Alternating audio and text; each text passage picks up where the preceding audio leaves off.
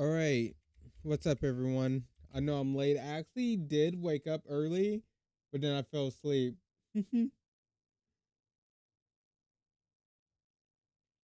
I always forget they do their stream, like their little Vidoc stream, whatever, quite early. So we're actually just gonna get into it.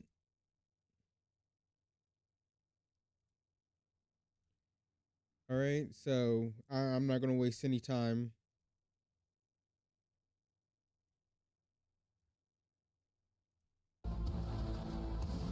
Lucky we don't have to wait through all this.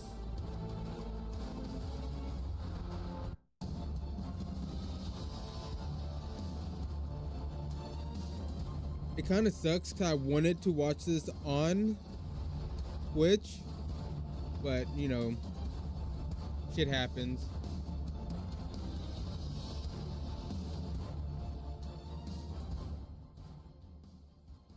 All right. Hey, everybody. Hey, Guardians. Welcome. My name is Dylan. I'm going to be your host today. And happy 11-year anniversary to Destiny 1's launch. I wanted to make sure to cover that at the very top because it's kind of mind melting.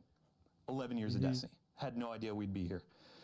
Today we have a ton to talk through, so we're going to rush through this. No, we aren't going to rush. But we have Renegades. We have some really cool stuff to talk about that's going to be coming in December. We have a wonderful update from our development team. We've been listening. We're looking at your feedback, and we actually have some plans that are coming together right now to address it since Edge of Fate launched. And then we also have, on the second half of the show, we're going to be looking at Ashen Iron. We'll have a bunch of devs on the couch. We're going to talk about the activities, the loot, and potentially a new exotic that you might have been asking about. So without further ado, Robbie, how you doing? Welcome back to the couch. Hey, Dylan, it's great to be here. And like you were talking here in the intro, like we've got some really big changes coming based on all the feedback we're getting from the Edge of Fate that we'll talk about right after we give a little bit of a first look at Renegades here. And that's why we got our laptops, right? There's a lot to get through, and there's a lot to talk about. So we're just got to Dylan and I are making sure we're going to get through it all. Okay. So we've been hard at work on collaborating with our friends at Lucasfilm Games to make something that is like unmistakably Star Wars, but authentically a Destiny story and experience. And so today we get to start pulling back the curtain on that. And I'm going to embrace my inner Scarrow and ask, Robbie, is there a Vidoc?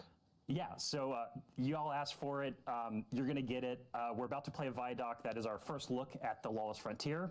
You're stepping into a world of criminals, shady deals, with an arsenal at your disposal that you'll only be able to find within a black market here that's emerged within Sol. And so, yeah, let's take our first look at Renegades. Yes.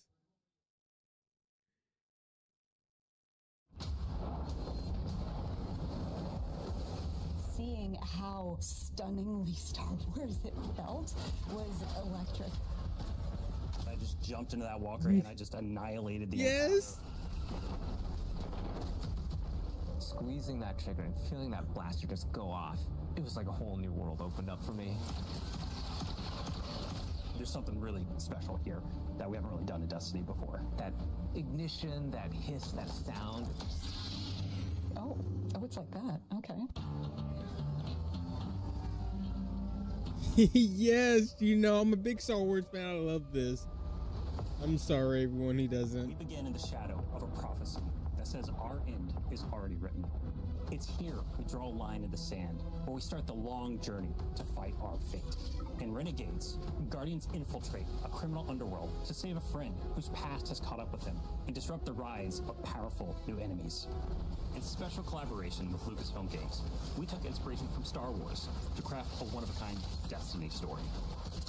Renegades redefines what an expansion can be that brings the grit, guns, and glory of a space western to Destiny. But Renegades isn't just about power. It's about what you're willing to risk to change the future.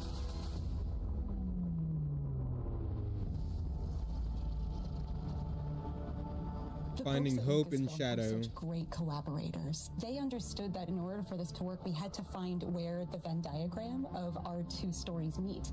Themes of underdogs rising up against something much larger than themselves. Themes I like of her hope. so much. Those little places in that Venn diagram were the ones that really helped us find the story that we want to tell together.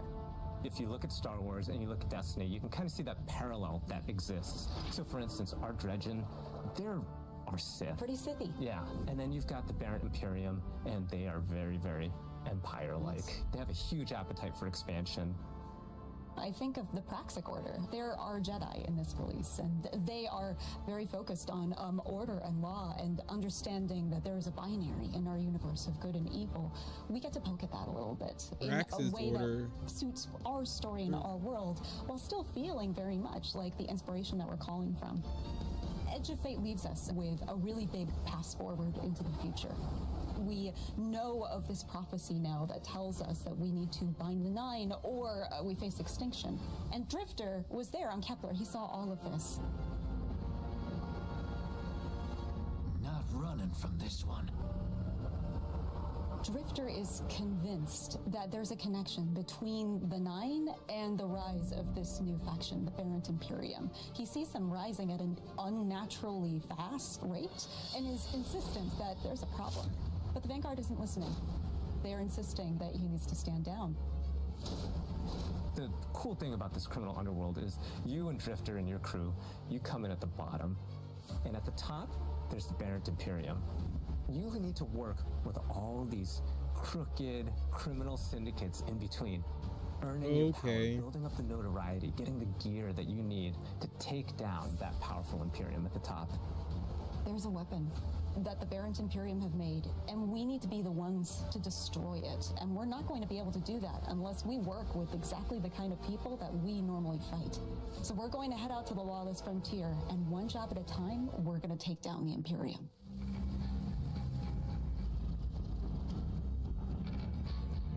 The Lawless Frontier is filled with big, chaotic, cooperative activities. You're going to choose the job, you're going to choose which renegade abilities you're going to take into those jobs, and then you're going to drop into the action with your team to smash up those objectives, get as many riches and treasures as you can, and then get out or die trying. To do that, you're going to go to the Lost Frontier holo map. So you'll see Mars, Europa, and Venus with swamps that... So like an extraction? There's some hints of Hoth in Europa, right? Yeah. Oh, I have to make a video on this. Destiny, like Mars, which is some pits that are very reminiscent of Sarlacc pits, and you don't want to fall into them, you'll die. These are Destiny locations. It's just we're taking inspiration from some of these iconic places in Star Wars. Let's say we go to Mars, and you're going to pick a bounty hunting job for the Fallen to take out some Cabal. And then you either matchmake with people online, you take your crew with you, you can play solo. Every time you drop in, you might be in a different location on the map. Your objectives are going to be a little different each time, and it also might be a different time of day. So there's a lot of variety and richness within these activities. We want them to be highly replayable. So a roguelike You might run into a missile tower that's trying to take you out from halfway across the map. And you have to like divert and take it out, and you get some extra credits out of that. Defeat your boss, get to the exfil with whatever time you got left. Call your ship in. All hell drops in on your head from the Cabal. Your ship flies in. You hop aboard, and you got exfil.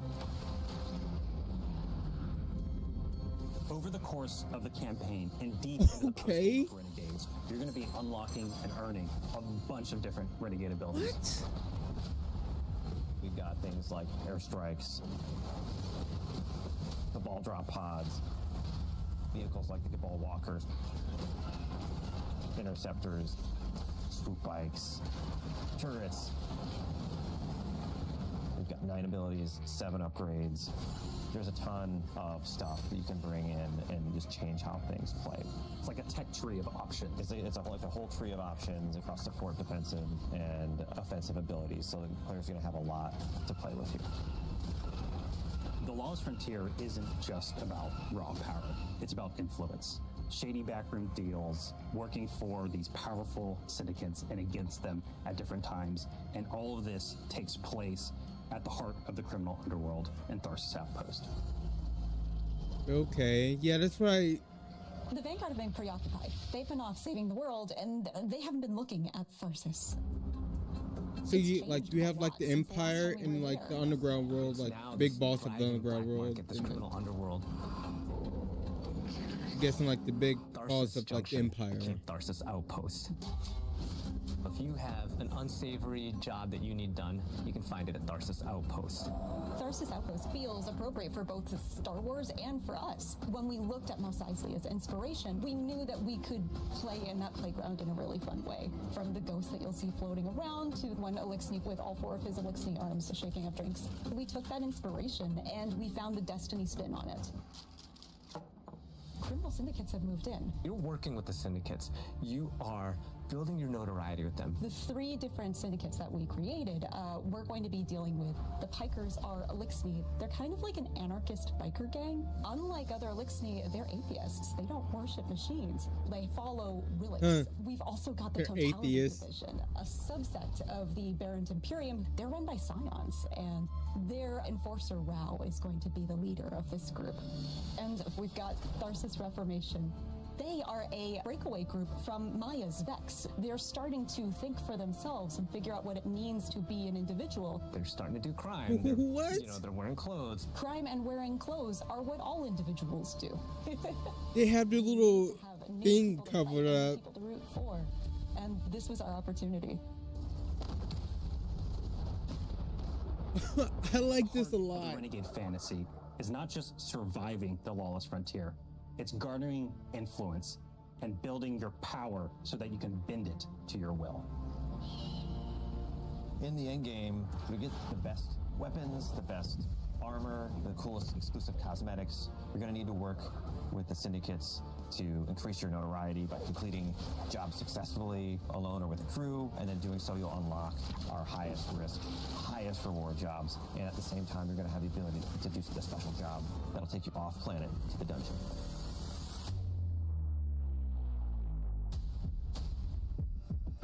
And you'll also unlock Invasion. That's right, Invasion is back. But this doesn't work like Gambit. It's opt-in, the invader has some initiative when Invasion begins. This is more strategic. You scan the battlefield, and you're like, okay, is this the right time for me to take the shot? And what's the right tool for me to do it? Do I use an airstrike or a vehicle? Do I use a Cabal Walker? Just watch out for that double cross. Yeah.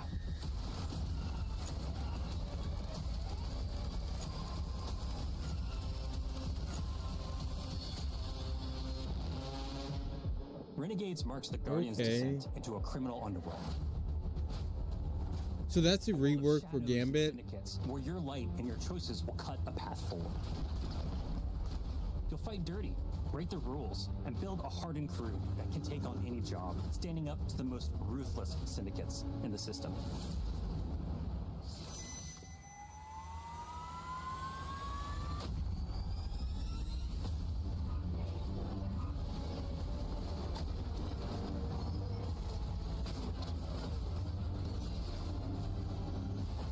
Even in the darkest corners of this world, there's still a glimmer of hope. Guardians will have to find their own version of balance between loyalty and survival, between power and purpose. Because there's more at play than credits and contracts. Forces are on the move, ones that see you not just as a player, but as a piece on the board. To change the future, you'll have to become the one thing they never saw coming.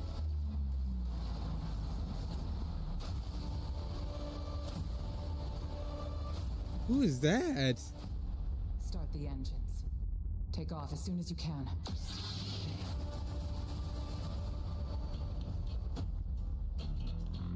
Wait. Was that from Destiny? Who was that? She was. All right, welcome back. That was. Sorry, I love Vidocs. I gotta stop looking at chat. Let's get the show on the road. So pre-orders for the new Renegade Standard Edition start right now. And we actually have some added bonuses. Even if you pre-ordered the, what do we got? Year of Prophecy Edition, we have 2 additional cosmetics that are going live today with the patch. The Starside Introduction Emblem and a new exotic ship, which we call the Renegade Leader. You're going to see it on the screen right now. And Oh my God! I do. I mean, I think we're kind of looking at something that looks like an X-Wing here a little bit, maybe a little red leader action. So, I mean, this is one of our homages, right? That's the team had a lot of fun with. Broke the pre-order output. That's so bad. The Road to Renegades here over the next few months.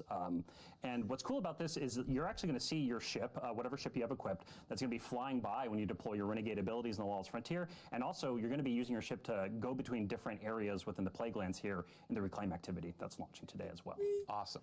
So with pre-orders talked about, let's dive into the Vidoc. Robbie, where are we starting? Yeah, so I think it's like probably best. There's so much like to do a really kind of quick overview of what we looked at here.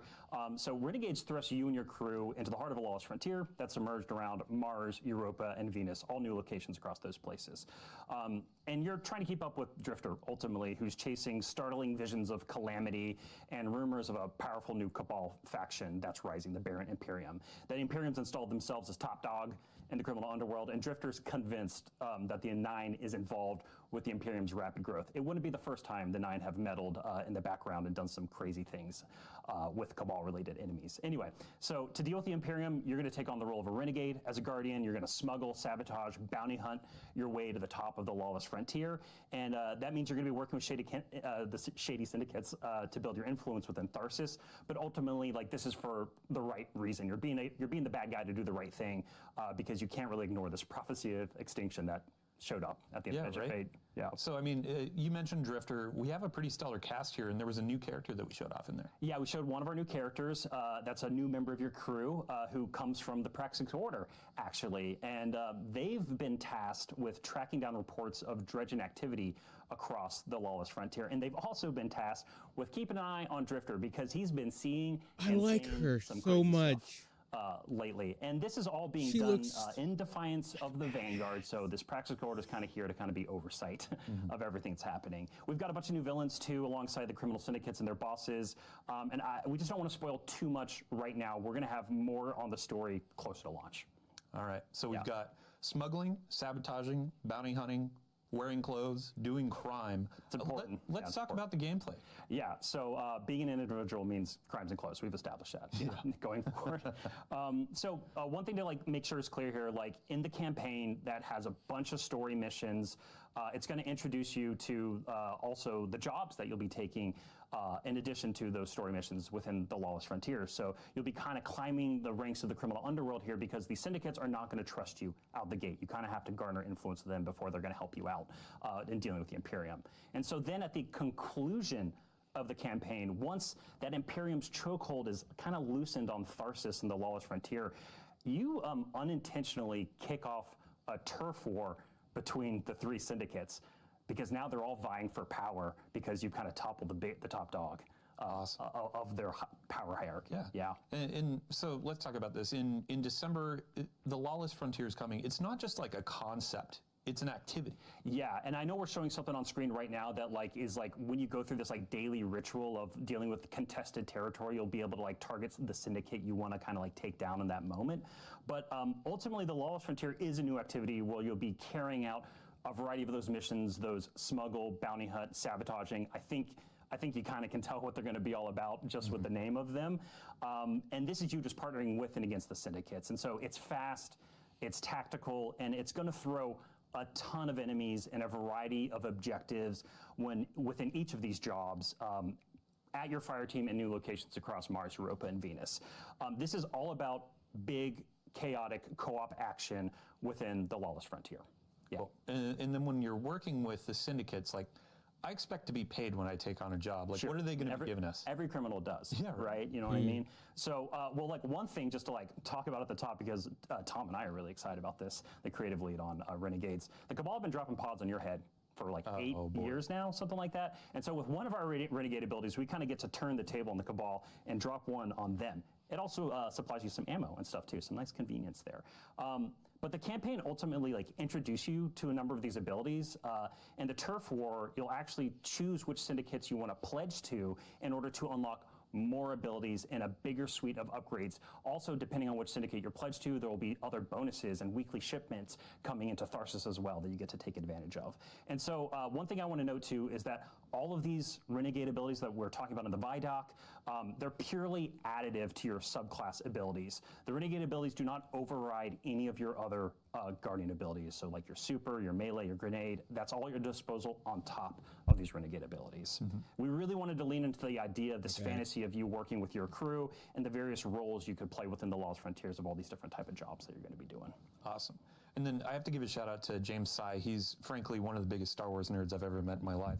But he was talking about the blaster and that feel the first time he shot it. Like, let's talk about him. Yeah, I love that blaster, and because like my personal joke is it's like Forerunner at home. It's kind of like a legendary version of that exotic, and it just feels fucking incredible. Oh, sorry, it feels incredible. Excuse me. At home. So we're gonna have a weapons deep dive close to launch. I know we keep saying that. There's a ton of the Vidoc. There's even more to be talking about in the next few months. But what we can say about blasters right now is they're new, powerful weapons in your arsenal, and they actually draw ammo straight from your reserves, Dylan. And so the mechanic of this is basically heating up the gun and then venting it out. So no reloading technically, but since you have to like charge up heat and you have to think about overheating, it's a whole mechanic and has its own special reload associated with it. And so it's going to be all about finding like the rhythm of pace and battle between building up heat and venting it. It's really fun to play around with, and the team is really honing in on something like. So I wonder if you're going to be like energy weapons or. So like we're not going to go too deep on in my mind. Spoilers. We won't let players. There'd be like kinetic weapons, but we've you talked have about the Lost Frontier. But one of the components is invasions. Oh yeah. Mechanic. So you're going to unlock invasion as part of that turf war we've been talking about, and the syndicates are like reaching out to you, and they're giving you contracts to play Hitman against other Guardian crews. So it's 1 versus 3. It's you versus a Guardian crew on the Lost Frontier. And like we said in the Vidoc, invasion is 100% opt-in for both the invaders and the defending fire team crew. Okay. So it's not. Don't worry, because all of the difficulty modes, there's always an option that is available to you if you don't want to engage in invasion. Yeah, we wanted to make sure that, because like even though some people love that PvE chocolate mixing with that PvP peanut butter, we wanted to make sure that if you didn't want to do that, there's always an option for you to do something else within the Lost Frontier. And then if you do opt in, though, there's more rewards or incentive, right? I mean, yeah, you're like asking, you're basically saying, hey, fire team, I'm open to having another Guardian come and wreck shop and mess my day up, right? And so you're taking a higher risk, so therefore there is a chance of higher reward depending on how you handle that, right? Cool. Yeah, I mean, so that covers gameplay effectively. We do have a dungeon. We showed a little tease, but again, no spoilers. We'll let you discover that on day one. Let's talk about the last thing that players may have seen, or the first thing, honestly. We saw chat blown up. Let's talk about the saber.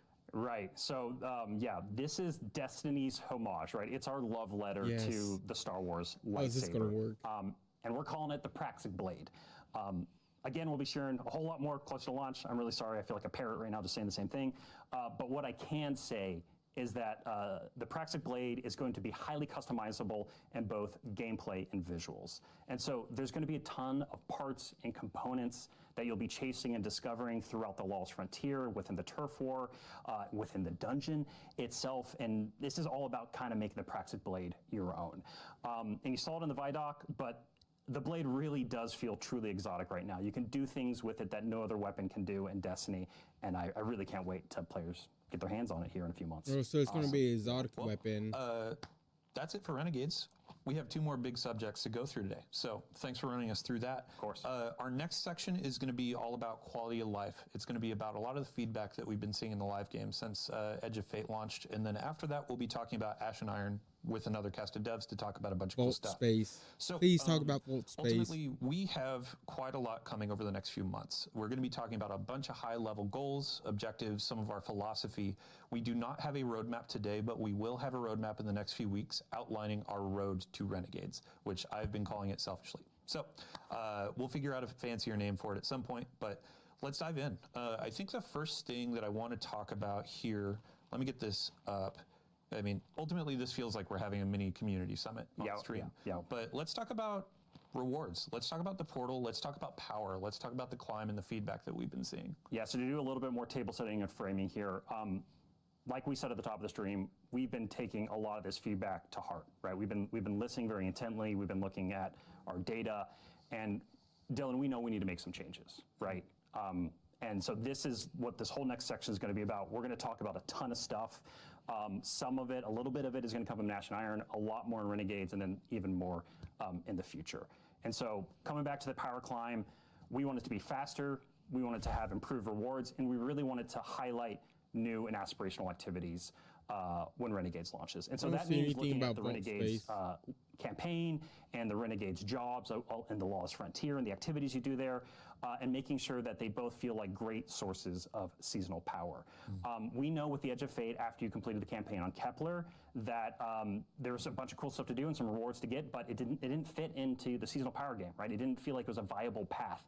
And so these big chaotic fire team based jobs that we've built and all that variety we're pouring into it is going to be this engine to climb seasonal power. If you're just loving that activity, you're going to be able to spend an enormous amount of time there. Yeah, and you touched on aspirational content. So when we look at it, you're doing the power climb, but you're looking at the end game, and our raids and dungeons are a part of that.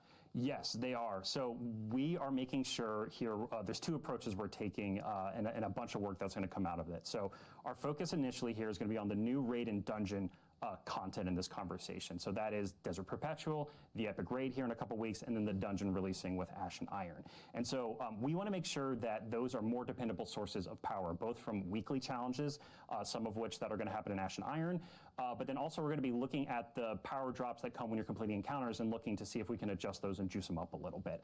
The other big area, because what we're talking about when we say aspiration is like in-game. You're doing an in-game thing. I should be rewarded for that. So with the launch of the Epic Raid for the Desert Perpetual and Epic Raid and then the dungeon afterwards, we're going to make all drops, the base drops you earn in that content, tier 3. Yeah. Yeah, and it's ultimately attesting to like players got through some of the power grind, they went into the raid and they were seeing tier 1, tier 2 drops, and that didn't feel like endgame loot. It did not. We're making this tier 3 is the baseline, but then you can build up to tier 4 and tier 5 as you add more challenge, add more difficulty. Yeah, and I think we hit on it, but I just want to make sure. We talked about improved rewards right around some of the newer content that is coming. This effort, though, is also being applied across the portal itself. And so, Dylan, I know you and I have talked about it a bunch. You know, we talked about solo ops, right? You mentioned Caldera. Yeah, let's talk about variety in the portal and more reasons or more ways to play. Yeah, exactly. And part of that theory right here is just like that thinking is we just have to improve the rewards, right? And so a lot of what we're doing is going to be about bringing the baseline of the reward experience with Renegades up to that, closer to that solo ops experience, and also really incentivize playing in fire teams more because, hey, we know Destiny's feeling lonely right now if all you do is spend time in the mines, right? And so we want to do we know we need to do a much better job at that. The other just to go into that example, like we're talking about Caldera, it's a solo op activity, and players feel it is the most viable path to power. So a social game like Destiny, it is a problem where you feel like you should be playing alone for all the reasons. It's like, hey, sorry friends, you want to play raid, you want to play something else? Sorry, I'm going to go into Caldera and play alone. Yeah, we want to address that. We want to make sure Destiny is social, fun to play with friends, while still maintaining, hey, as a solo player, you can absolutely hop in, but we aren't going to make you feel worse. So example there too, we said, hey, we're going to tone down Caldera and solo ops. We're actually reverting that. We had announced it, we're taking that back, and as you said, that's the new benchmark. We're going to raise things up to feel like Caldera and feel rewarding like solo ops. Yeah, and we've already talked about that. We're going to do some of that in Ash and Iron. One of the other things we're looking at doing in Ash and Iron right now is taking our bonus engrams and having them just more consistently award power deeper into the climb and adjusting that. We're also, this is a good segue, I think, kind of into our next area where we can talk more about reworks we're going to be doing within the game and some changes we're making. So the other thing we're going to be doing with bonus engrams when Renegades launches is they're going to feed more into a weekly ritual. You know, a thing that you know when it launches, there's a bunch of stuff to do that's going to accelerate you in the power climb. Yeah, I mean, let's talk about the effectively weekly reset, curated activities from Bungie. So you have a moment each week of, let's hop into raid night, let's do Grandmasters, things like that. Yeah, so the thing you're speaking to, Dylan, the thing we talk about a lot is like, clan night, raid night, right? We got to get that feeling of hey, I log in on Tuesday and there's just like a bunch of stuff to look forward to. And so a few ways we're going to do that is one with a new system that we're calling Vanguard orders that comes out in Renegades. So Vanguard orders are actually this like new objective system where you're going to be, and we should have a mock-up on screen right now. It looks like our monitor isn't showing the exact right thing just for our place in the studio, so I'm just going to assume it's working.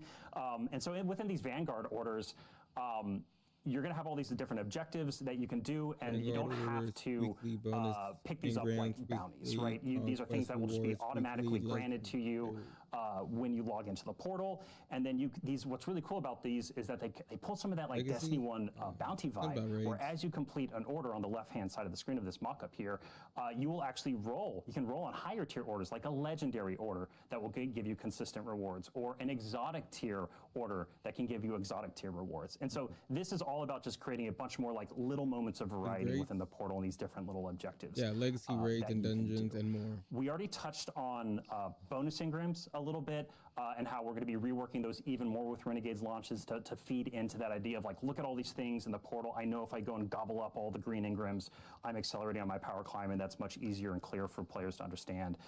But the other place that we've been getting a ton of feedback on, and we're going to be making changes to, is the weekly conquests, basically. So right now, we have the concept of the conquest as a milestone on your seasonal power journey, and it gives you like a massive, like big dump of rewards. We are going to be making those we're going to be making it repeatable, but then there's going to be a weekly reward for them. There's no way for us, honestly, to balance the crazy amount of rewards you get from the milestones, but we're going to make sure we incentivize them and create a weekly version as and we actually have a change going live today to make conquests repeatable, but the rewards component is what we need to focus on for a future update. Yeah, and Dylan, you and I were talking about this a bunch over the last couple of days, is like we want to get back to that, like we want to get conquest closer to that GM feeling, to that Grandmaster Nightfall feeling of the past, and that's kind of like our little North Star for that. Yep. The other big thing, too, that we've been listening to feedback on, and we're moving really, really fast on right now, is getting weekly legacy raid and dungeon content as like a tunnel from the portal to that. So to set expectations here with Renegades, this is going to first come in the form of, hey, reasons to play this content, to do like weekly challenges and earn powerful rewards from them, right? Again, we want this weekly reset. We want you to clearly know when you log in, here's a bunch of stuff to look forward to play with your friends and others. The reason I have to set expectations, though, is like we hear the feedback about wanting the gear reprised from raids and dungeons. Dylan, if we could just like flip a switch and make that happen, I think we'd be more than happy to do that, but it's just not that simple. There's a bunch of work that goes into actually creating the new gear and the gear tiers, and so we are going to be looking to make the reward experience of Legacy and Raid dungeons better as time goes on. Our first focus is making it fit into that weekly reset and into that power climb. Yeah. And we have our first step today with dungeon lairs. In the portal, there are going to be three encounters coming from Legacy dungeon content. You can get power bumps from those. You can get portal gear from those, but we hear the feedback on general rewards. Yes. So, yeah. We're gonna be looking to add more to this, like what this weekly ritual feels like. These are the areas we are targeting initially here for Renegades. All right, so let's move on to our final two subjects. Really are centered around sandbox. Yeah. First of which is going to be build crafting, and then the second is around just our general approach to balance. So we have another list here of.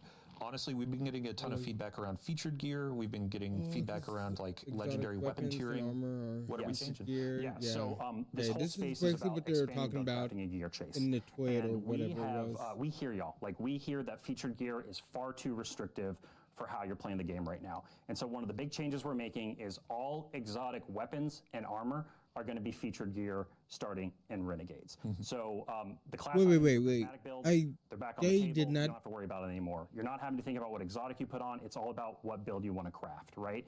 The other thing that we've been listening to a lot when it comes to the gear chase is like, hey, you might earn a tier 1, 2, or 3 weapon, a roll of a weapon you really love, your personal god roll, or the community saying this is a god roll, and you're looking at that and you're like, man, it's cool, but like it's not that top tier, right? And so in Shadow and Order, which is our major update coming after Renegades, you're going to be able to enhance the tier of your legendary weapons all the way from tier 1 to tier 5 with a new currency and a new feature that we're for those. Again, this is all about expanding that gear chase. Yeah. And before we get ahead of ourselves, like as a player, and I'm guessing in chat, people are saying, oh, so I should be keeping my tier 1, tier 2, tier 3 weapons. Where am I going to put these? What's going on with vault space? Yeah, Sunset featured with Renegades, gear we are going to give bonus. You more vault space. That is the thing we're going to be doing. And also the team is working on a pretty big update to improve the sorting and filtering more vault space in game as well. Mm-hmm. Yes! Many more details. Yes! Map together, but our final note in this section before we go to balance is the portal scoring. Yes, yeah. So Right now, with the featured and new gear, there is just an intrinsic bonus that you get for wearing that gear. I guess it's extrinsic because we're asking you to put it on. But anyway, if you have it on, you get a score bonus in the portal, which means you're not only thinking about like activity customization, your build, but also now you have to think about the score too, and like, should I wear this or not in order to chase the high score? And for the vast majority of the experiences in the portal, we think that's just too much complexity right now. And so we are sunsetting that idea. And so again, this is going to drastically open up the space for you to basically use whatever you want in the vast majority of things you play inside of the portal when you're chasing gear and doing that power climb. Yeah. And so it is getting rendered up feature. Y'all were talking about it. We've had a ton of conversations with the dev team. Is like, there's a lot of feeling of I'm playing Destiny the wrong way, and this was contributing to it because I had to think, oh, if I put this armor on, it's wrong. This helps that out and gets you into the fun faster. Yes, so. And then, like, we do believe and see a space for ways to highlight gear and exotics and things like that, you know, stuff we've done with the artifact for a while now. We want it to be part of the game because I think, you know, pushing people off of the super hot stuff is really healthy sometimes to just have more fun and experiment with things. But we know that we need to find ways to make this feel like a bonus and more excitement to do it versus what we currently have now, which is why we're making these changes. Awesome. Yeah, and then our last section here for quality of life, let's talk about sandbox balance. Y'all have been really taking a lot of the feedback to heart since the announce of quite a few nerfs and some balancing, and you have some new approaches to philosophy when it comes to this. Yeah, so at the top here, one of the things we're doing is we're upgrading our internal process for kind of how we evaluate our buff and nerf policies, and also the timing of which when we go out and do those. And so a big part of that here through Renegade's launch is going to be non-critical balance changes are on pause right now.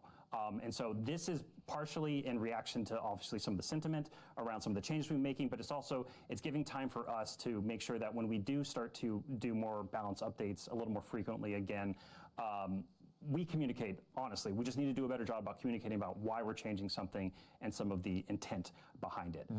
And the reason I speak about this, yeah, because you asked me this a couple times in our rehearsal, Dylan. It's like, what does non-critical mean? Sorry, taking your words here. No. I'm just on a roll. We really want to make sure that we're still making balance changes, or, you know, if we have to ban something for that epic raid race or the dungeon race that's going to happen with Renegades, right? The quality of that experience is incredibly important to us, and we know it's incredibly important to y'all. And so, again, we're putting a pause on nerfs and balance changes for now, but if we really need to change something because it's critical for those upcoming events, we'll make changes. Yeah. And ultimately, it's like, there's some things where you watch somebody go on a Titan and kill a raid boss in 2 punches, like, that's critical. That needs to be toned down or balanced around. But other things, like, we actually have a list here of, we announced some tuning changes or nerfs that we're going to be reverting. Last week we were talking about Grand Overture and Queenbreaker. Yeah. We're reverting the changes there. Yes. And then we had some reworks to exotics like Stronghold, Chromatic Fire. We're going to be reverting those. And then as a part of this new initiative where we're looking at our philosophy, reevaluating how we do these things, we'll be looking how we approach it and how we communicate it. That's good. Exactly. Cool. And then final note, to end on a high, honestly, like we've been talking about nerfs and all that. Let's talk about buffs. Yeah, of course. Yeah. So we've got some buffs. We've been working with the gameplay team around supers and subclasses that are going to be coming, some with Ash and Iron here in October, but then also in December with Renegades. And I think you've been talking with them a little more closely actually in the last 24 hours. Big thank you to Ben Womack, Eric Smith, Sandbox team. A couple notes, like we saw a thread where folks were saying, hey, the original 3 supers that launched with Destiny 11 years ago, happy birthday. Yeah. They feel a bit undertuned. And I saw a note where it's like, Word of Dawn, Titan Bubble, that needs to be brought up. Golden Gun. I know Warlocks are getting some abilities changes too. Turrets changes coming very soon. And grenades and other things too outside of turrets. So we will have a full list over the coming weeks, and honestly, it may build. We need to get our roadmap together so we know exactly which hot fixes, updates they're going to be rolling out in. But yeah, we'll be as transparent as possible with you. So to really end it and get into the awesome Ash and Iron content, thank you again to everybody that's been giving us feedback. Thank you to everybody that's been playing and diving into all the changes. We know some need work, and we're going to be doing that. We've been listening, and now we're getting through the planning stages, and we're executing on a bunch of changes over the next few updates and beyond Renegades. So, Robbie, thank you for joining us. As we're going into Ash and Iron, we got to get the catch full of new devs. Yep. So, yeah. Thank you so much. Thanks for having me. And yeah, we're listening, and we're going to keep responding to the feedback. So thank you all so much. And yeah, let's get some more people on the couch. I've been talking too much. Yeah, you brought up Vidoc. We have a trailer for Ash Roll. Let's do it. The Conductor's forces are rampant to the Plaguelands. Yeah, this is the same trailer, right? To investigate and take action. Be ready for anything. Yeah, this is the exact same trailer we already seen.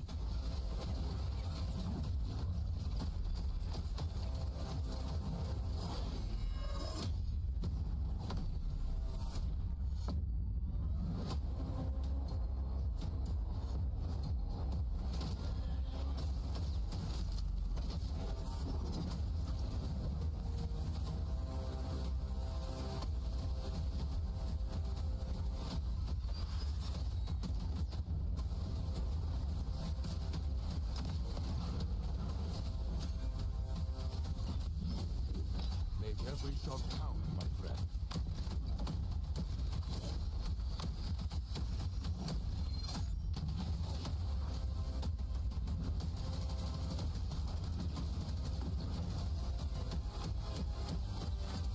It's good to carry a gun. Better to have gun carry you. Stay in the fight. We're almost home.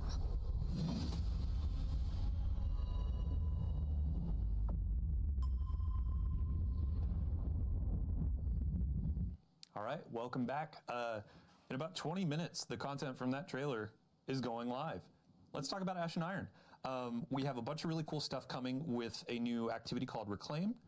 We have a new introductory activity that's going to be giving you some insight into the narrative. We also have an exotic mission coming in October. Team's finishing up on that, and we're super excited for the weapon that's associated with that. And we actually have some updates to recurring events like Iron Banner, Arms Week, Festival of the Lost, and more. So without further ado, hello, welcome to our couch, wonderful developers. Some of you have been here before, but Noah, first on the couch, this is your first time. Yeah, no, I'm super happy to be here. Yeah, welcome. For folks to learn who you are, Yeah. who are you? What do you do? What's your title? Yeah, my name's Noah Pearson. I'm an associate sandbox designer here at Bungie. While my title is like officially working on the armor team, I do work in exotic armor from time to time, but you find me more commonly working on the seasonal artifacts, like the one for Heresy, the current one for Season of Reclamation. Both those are mine. But I've also branched out and I've gotten to do a pretty cool exotic weapon in this release as well. Awesome. Next on the couch, Jerome, welcome back. Thank you very much. Glad to be here. Yeah, really quick, let's get a summary. Who are you? What do you do? I'm Jerome. I'm a narrative lead, so we do the lore, we do the dialogue, That we mustache, do the cutscenes, and we though. plan the overall story for Destiny 2. Awesome. Last but not least, Clayton, welcome Hey. back. I believe you were last here for Revenant and Into the Light. Yep. Yeah, for folks that may have missed out on those streams, who are you? What do you do? Yeah, so I'm a design lead here for the activities and events area on Destiny 2, and in the past I've been an activity designer or feature owner for activities like Onslaught or Coil or Seraph Shield, so it's been really fun getting my hands dirty in different types of activities and bringing those experiences to the players. Awesome. Thank you so much. So as we're diving through some stuff, we already have gameplay rolling. This is our new activity, Reclaim. But Jerome, let's talk about narrative. How are things kicking off? For sure. Well, Maya Sundaresh, the conductor, has somewhat overextended herself on Kepler during the events of Edge of Fate. And she foolishly tried to meddle in the affairs of the Nine and essentially assassinated 3 of the 9, which is the 3 of Earth. 3 being a single entity, right? Yes, exactly. And that's going to have huge knock-on effects for the people of Earth in physics and chemistry, and we'll hear a lot more about that in Renegades. But for now, Maya is somewhat depleted, right? And she is starting to lose control over her collective. She's starting to bleed individuals at the edges of her collective, and those are the pants-wearing, poker-playing effects that you saw. crime, yeah. Exactly. And so she needs to reassert control over her collective. And in order to do that, she needs a signal boost to maximize the power of her waning echo of command. And the best tool for that job is, of course, Golden Age tech. And the best place to find Golden Age tech is in the Vanguard Vault, which is why Ashen Iron begins with a defense of the tower from a smash and grab by Maya's forces, both Vex and conscripted Cabal, which you'll learn more about during the season. But that's going to be a start, but not sufficient for her plans. So she will need a fully functional Warsat network to really expand her reach. And there's only one place where you can find that, and that's in the Plaguelands, which is where most of Ashen Iron takes place. Awesome. So speaking of the smash and grab, when players first sign in for Ashen Iron, they're going to see a node that they can launch for the introductory mission. It's not auto-launched. You're going to select it, jump in when you're ready, but after that, you'll hop into Reclaim. Those are going to be some new activities. And Clayton, let's get a quick overview. What are players seeing on the screen? Yeah, so Reclaim is our new 3-player activity. It comes with 3 different variants. It has players, like Jerome was saying, going into the Plaguelands, stopping Maya's forces from taking Golden Age tech and reclaiming those areas, those territories. And so you notice that there's a lack of Fallen, but we, through our ambient combatants and our environmental storytelling, you'll know a little bit more about what has happened there, how Maya's come in and pushed them all out. You'll see some of them trying to fight back to get in because they think that's their land, right? And as a player, you're trying to go in there and play in a similar way that you might find like Overthrow, where we took a lot of inspiration from. So you get to choose how you want to fill that progress bar. Do you want to finish a bunch of encounters that are randomly generated, which adds to a bunch of replayability? You can progress by finding hidden chests or defeating roaming high-value targets. There's collectibles in there as well, all without a timer, so you and your fire team can strategize and take your time to go through the area. Awesome. And then once you've completed the area, unlike Overthrow, you move to the next area by way of ship that you'll see on the screen. Stellar. Yeah, and I was talking to our gameplay folks before this launched, and we talked a bit about there's a bit of Nether DNA in here, where you have your main objectives, and then you can find things throughout the area as well. Thanks for reminding me. Yeah, we have Vivian went ham and gave us these quite frankly unbalanced buffs that will have a rare chance of spawning, and you get to choose which one. One example is if you choose it, you'll just be radiant and what's the other? Radiant and amplified. Thank you. Yeah, just the whole time. So, yeah, have fun choosing between these crazy buffs and using them to finish the activity. Awesome. And when we're talking about collectibles, there's going to be some lore collectibles too, correct? Absolutely. We're continuing the pass forward from the previous expansion, and those lore drops will tell Wait, why does he have that axe? About what to expect in Renegades, both in the cast and the themes. Though it's not explicit, so they'll have to use a little detective work, we hope, but it will give a lot of information about what's to come. Got it. So these are going to be like the data. So is that actually a weapon? Exactly. Awesome. Yeah, so I mean, let's talk about weapons. Let's talk about the loot. And Noah, now it's time for the spotlight to go on you. Yeah. First up, let's talk about the exotic that's going to be in the rewards pass for Ashen Iron. This is going to be our pulse rifle. Yeah. So Noon Malphite is going to be our reward pass exotic for this release. Obviously, with the Edge of Fate, we released a rocket frame pulse rifle, Mint Retrograde, that people have really taken to a liking for. And we kind of took a look at that, and we're like, well, what's a cool way to one-up that and plus one it for an exotic? So you may notice from the gameplay that this rocket pulse doesn't just shoot the micro rockets, it shoots sticky bombs. And these will stick onto the environment, they'll stick onto enemies, and when you hold down your special reload button, they'll pop little firecrackers. And it's really fun to just sort of spray them out across a group of guys, then you turn around, walk away from them, and click the button, and have them pop all behind you, because cool Guardians don't look at explosions. So this may say a lot about me as a person, but you can also stick these to your teammates, right? I guess you'll have to see. All right. Okay, so let's talk about the next exotic. This is going to be tied to an exotic mission that's coming out in October, and I can already see you kind of getting excited, like Vivian was excited for the crossbows that we added. Let's talk about the Iron Axe. Yeah, he kept me waiting. So it is a yeah. So the exotic mission. Way back with Rise of Yes! I remember the YouTube videos coming out of YouTubers being like, hey, maybe Bungie's gonna give us this axe that's in the marketing, and obviously didn't come to pass in that release, and then come final shape, Crow's got it, and I, much like many people, are like, man, I want that axe. When's my turn? I want that thing.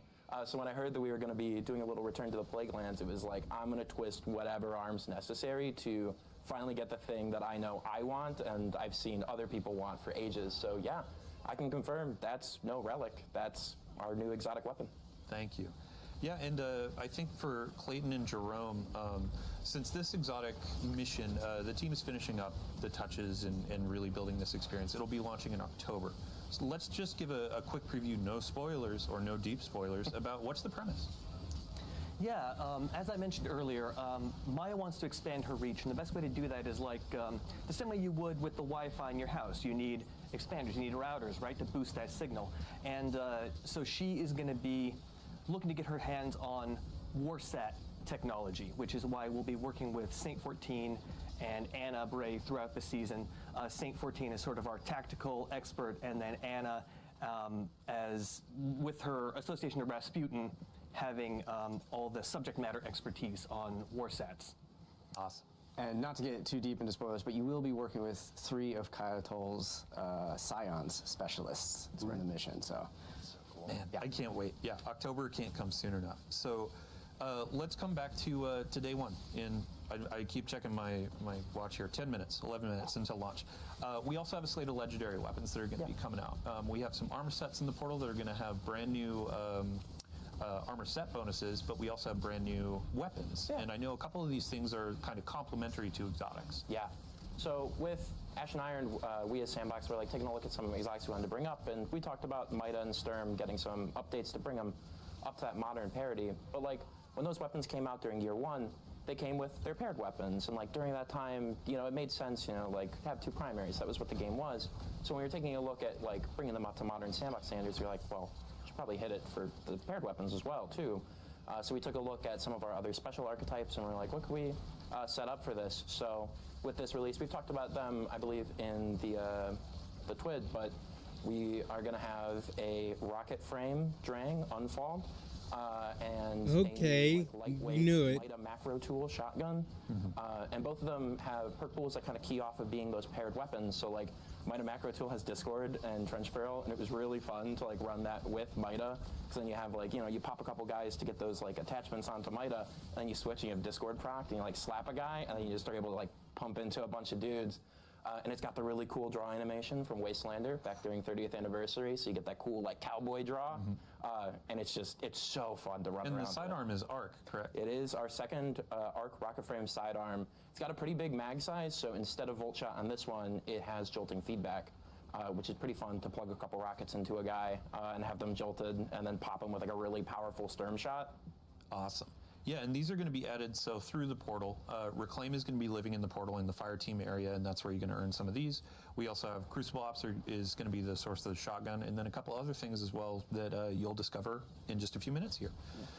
So let's move on. Our last conversation, or our last topic of the day, is going to be around events, our recurring events. And the first thing that kicks off is actually a new one to celebrate Reclaim. And Clayton, what are we going to be doing today? Yeah, we're launching with New Territories Reclaim. It's a new standard event that will highlight a new activity.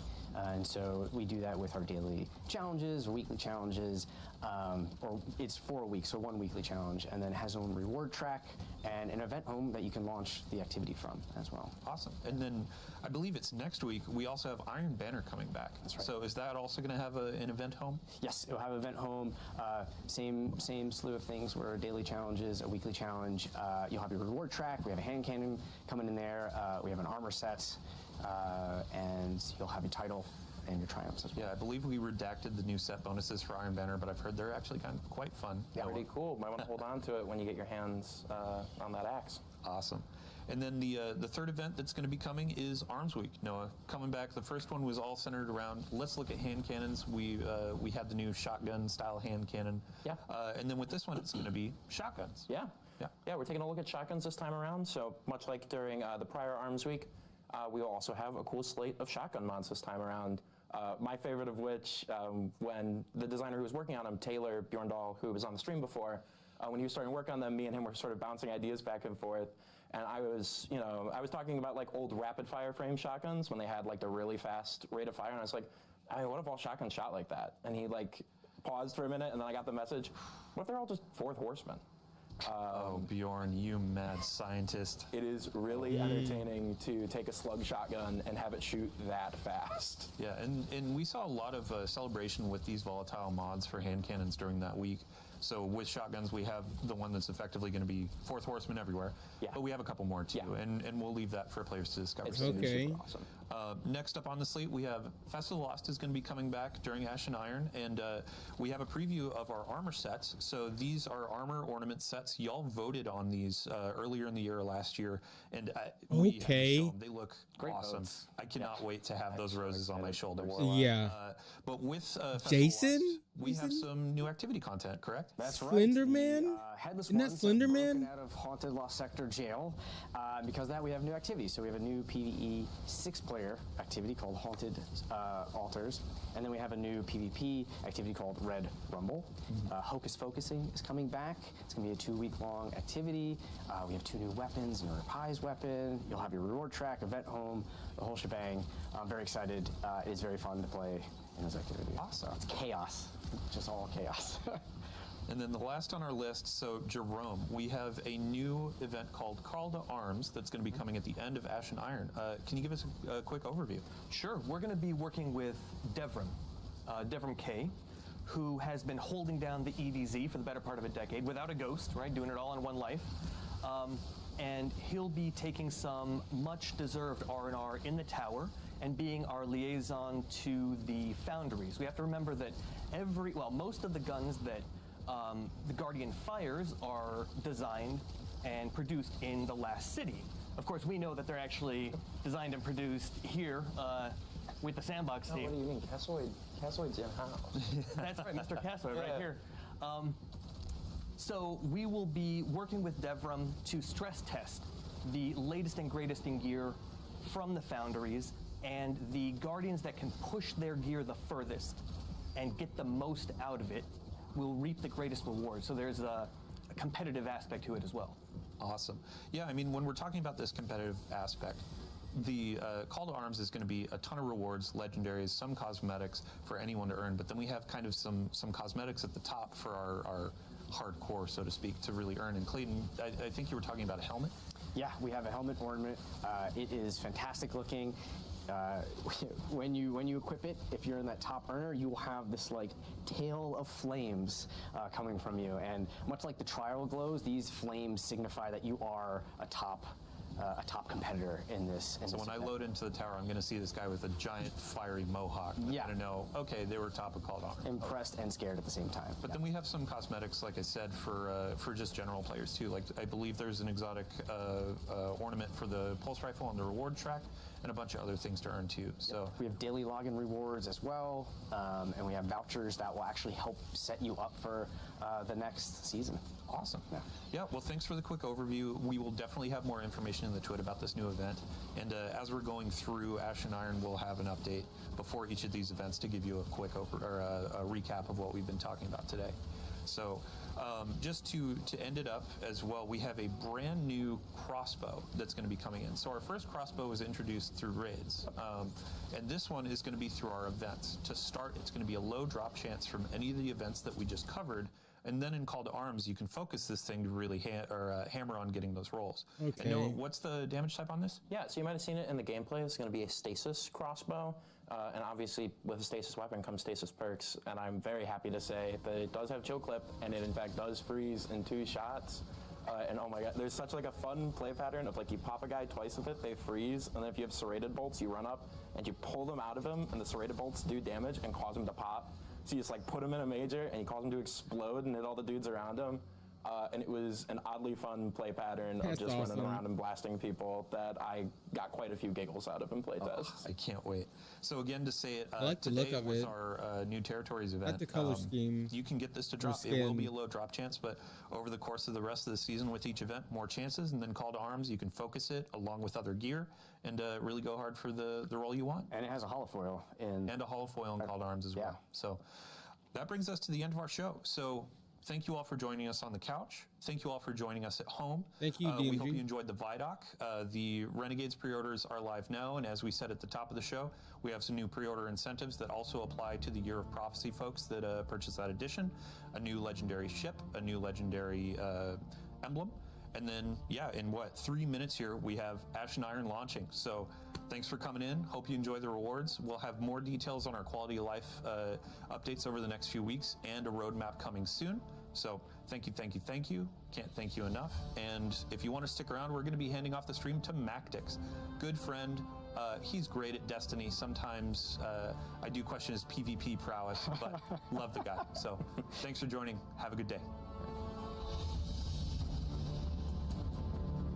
That was pretty good. Better than I thought. I mean, I already knew I was going to like Renegades. I'm a big Star Wars fan, if you haven't noticed. I love Star Wars. Okay?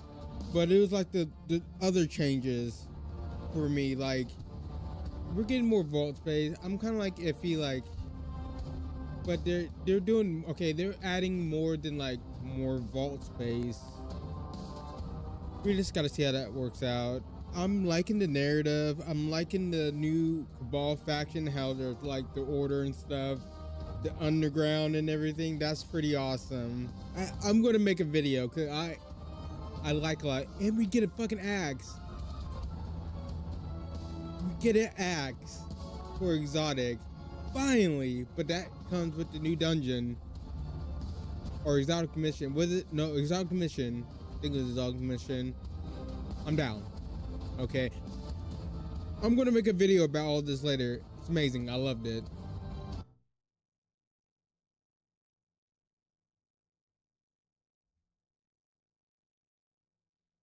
Let's actually hop into it.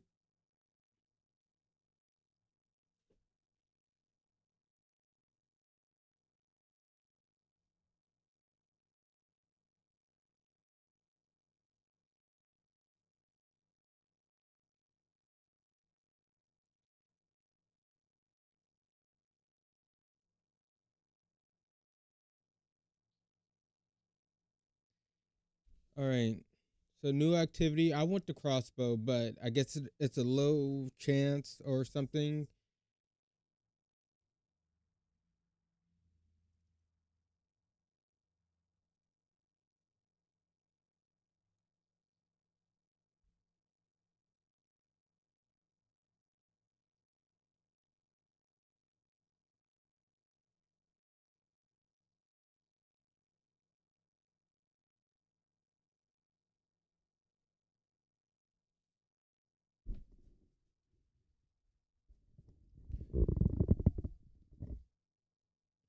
All right.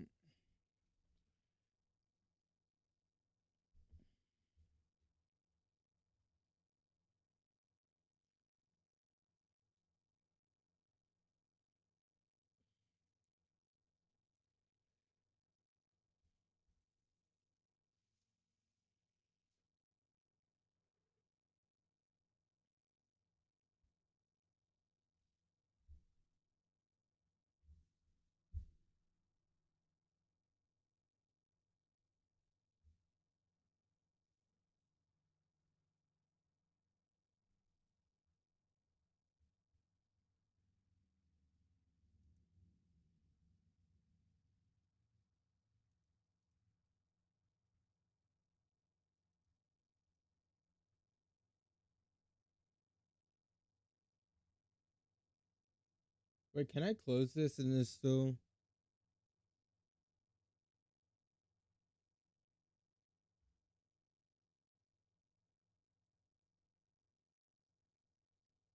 All right.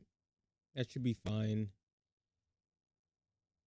So I already updated, but let me see if I have to purchase this. I do.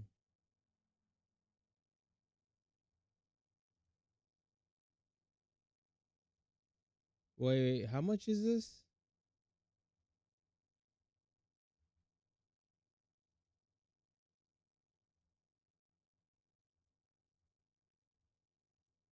I want to see the exotic. I mean, the ornaments. Okay. It's got like war mine vibes to it. For some reason, I actually don't mind that.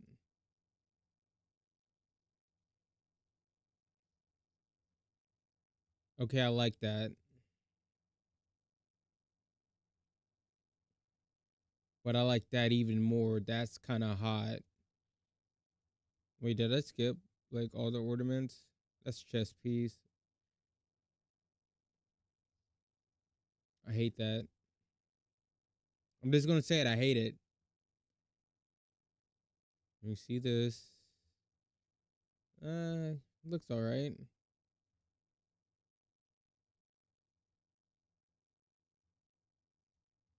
I kind of like that. I like the texture.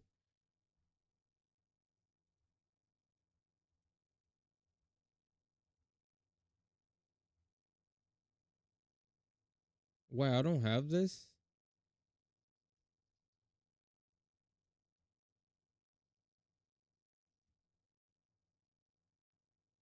All right, let's look at Bright Dust. This is one of my favorite weapons. I'm getting this.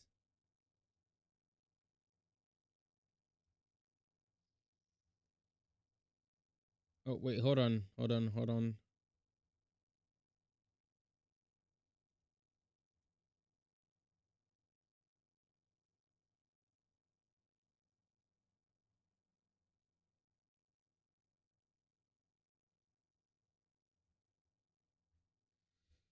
So, outfits, weapons, more.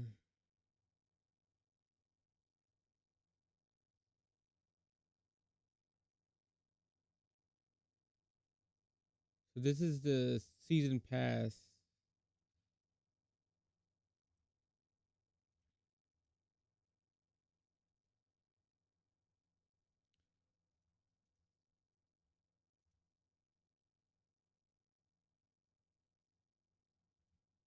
So how much is 1,000 silver? I did not mean to lock my phone.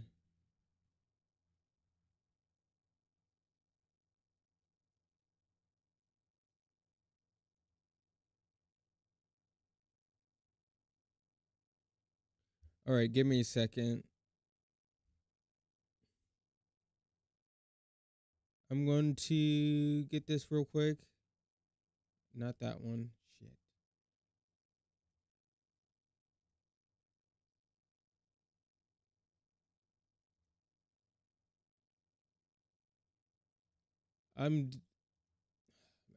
Oh fuck. I'm glad to get some more money so I can get Borderlands 4 cuz I haven't pre-ordered that.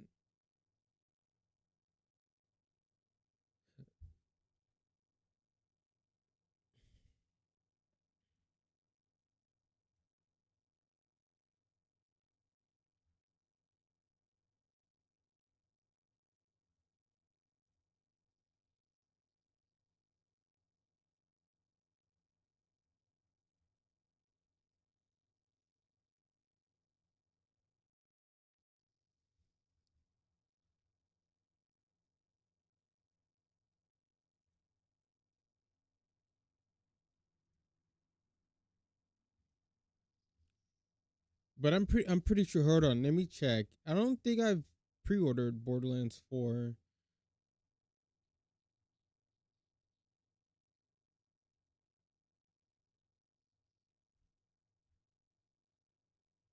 Yeah, I don't have Borderlands 4 yet. That comes out Friday. That's gonna, yeah.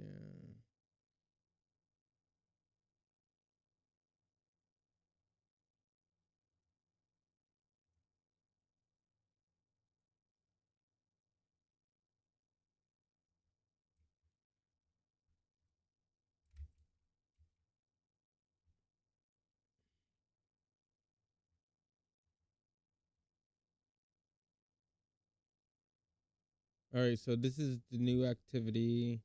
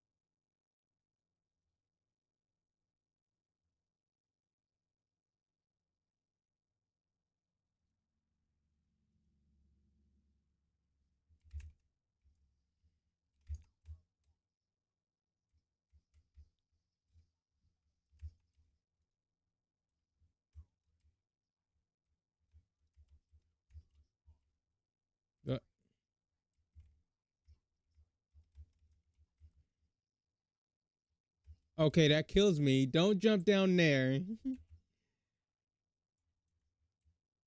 Oh, wait. Am I supposed to go up? I'm supposed to go up.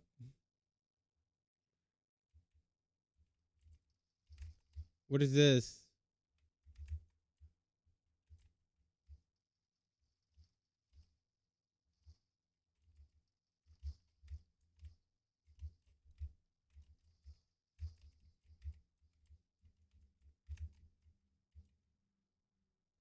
Been playing Destiny Rising so much.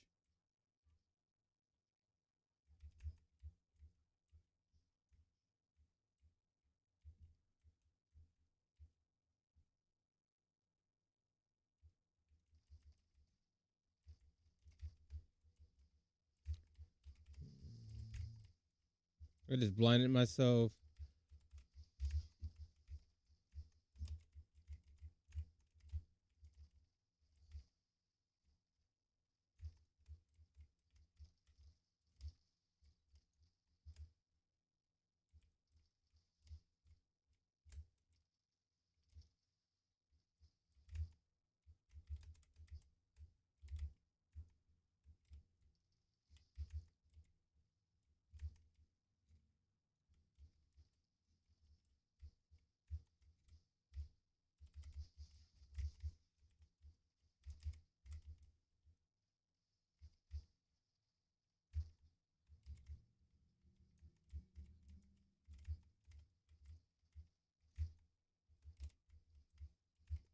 All right.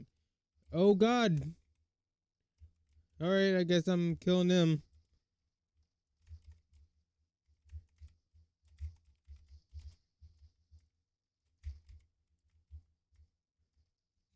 Mister, what are you doing back? Oh, shit. Back here.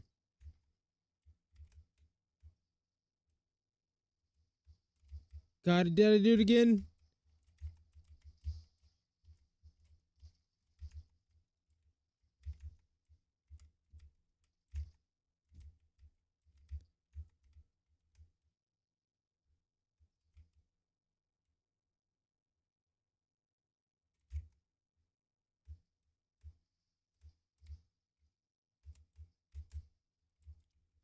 Do I not have... I must have been playing PvP last.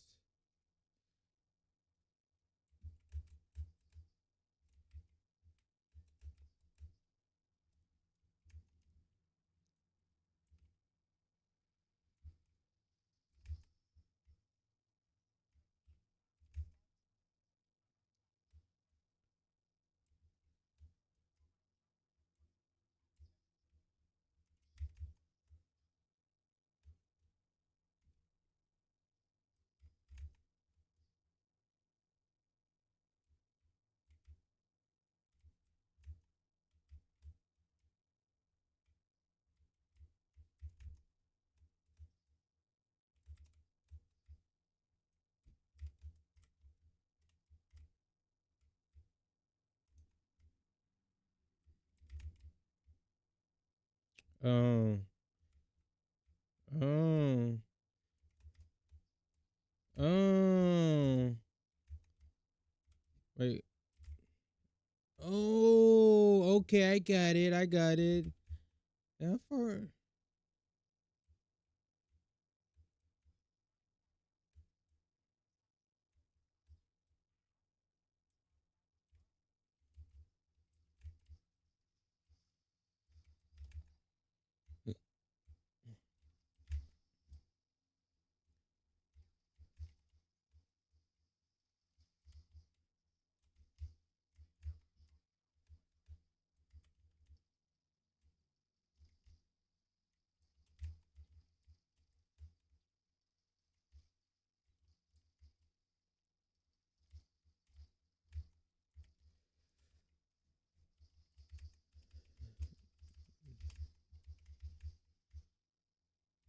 I was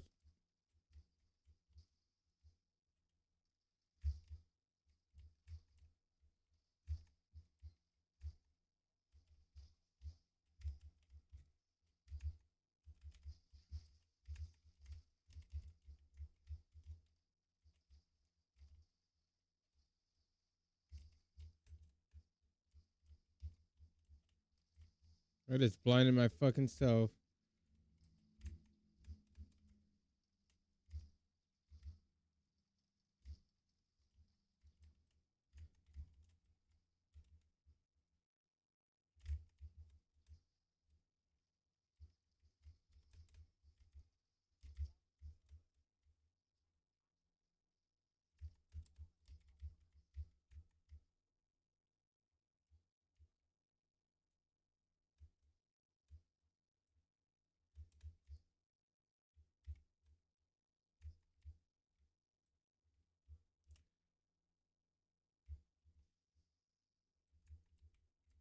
Um.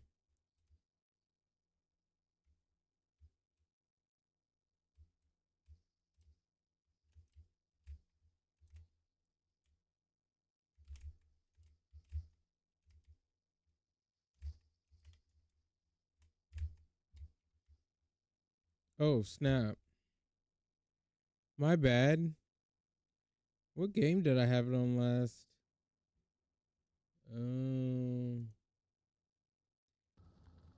All right, now you can hear it. My bad, everyone.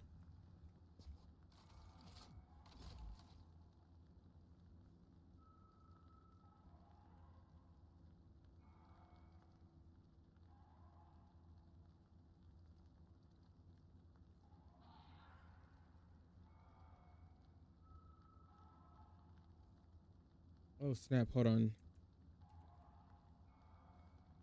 I totally forgot.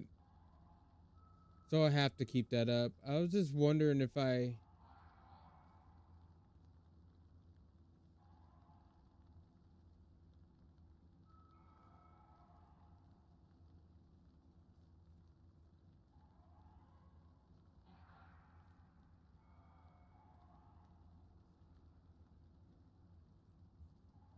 I'm trying to see if I can get my camera back.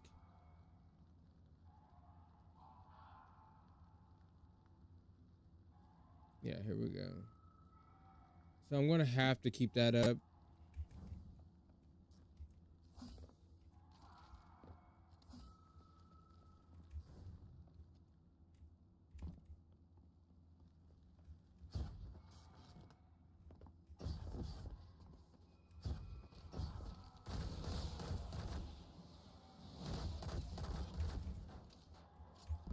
He had to die. I can't leave him there.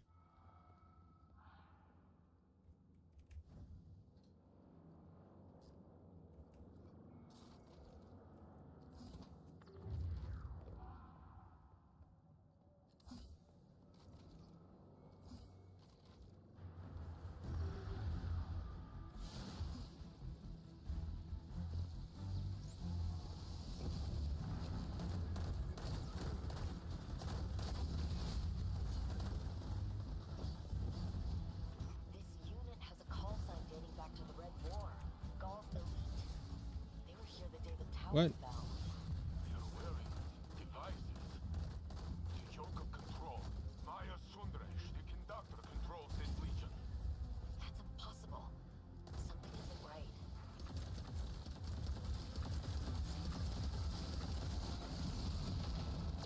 That shit did a lot of damage.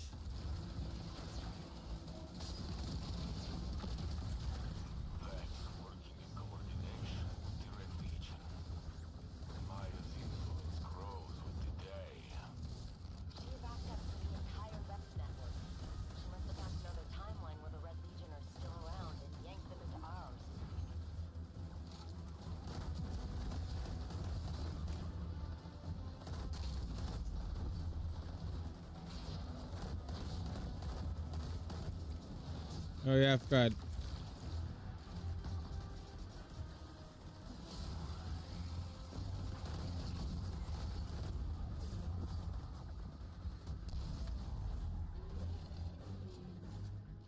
Look how much damage this thing does. Right? I'm just gonna stack it.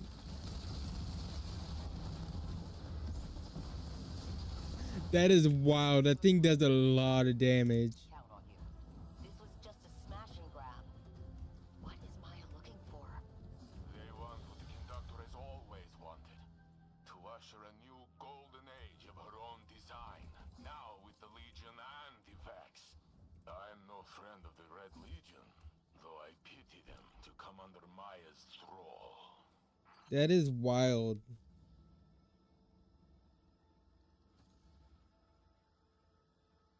Like a full clip, the Crockett.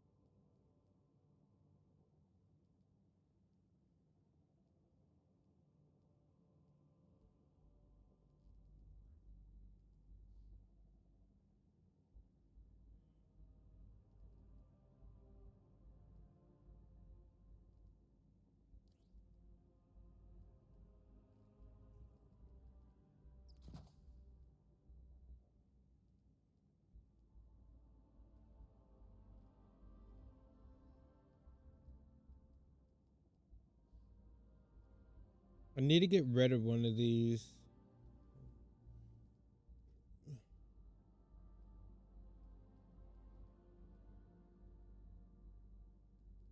Both of them have Demolition and Adrenaline Junkie. I'm looking at these last 4 perks, right? I think they're both like this one has more range. Offhand strike.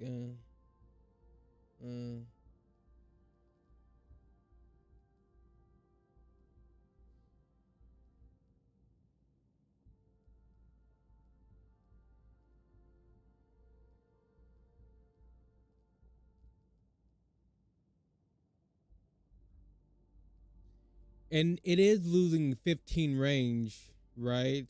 So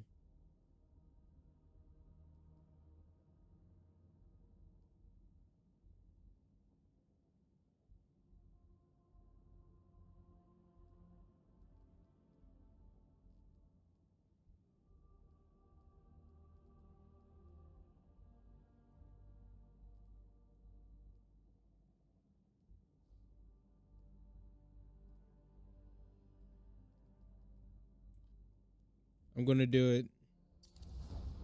Fuck it.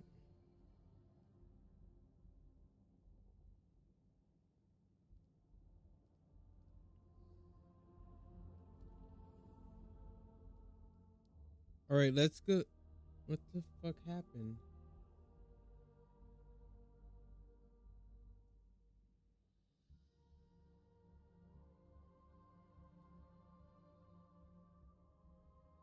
What is going on with my cam?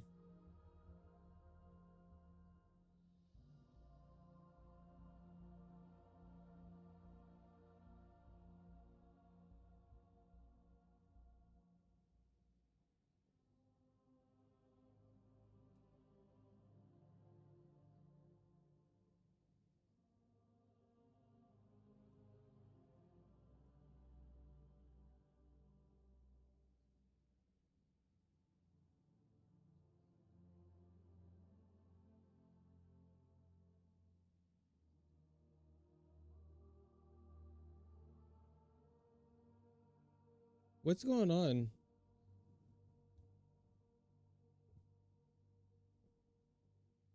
Well, I don't think that matters.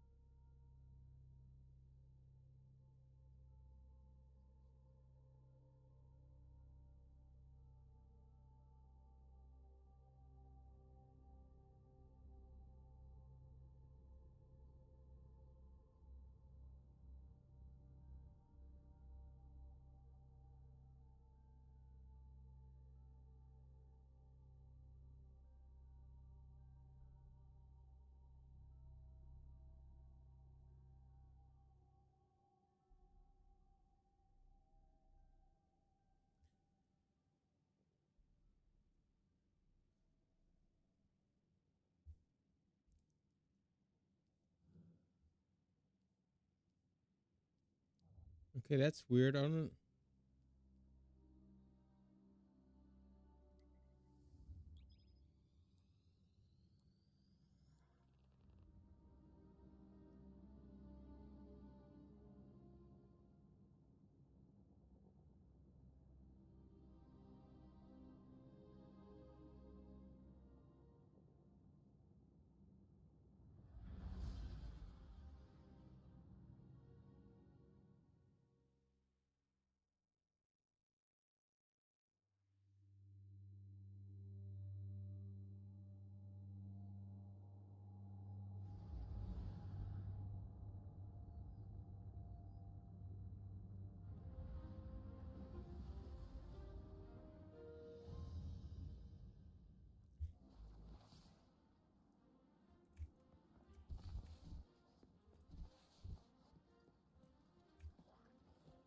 She left his ass. I'm over here watching Frost over here and fucking live this.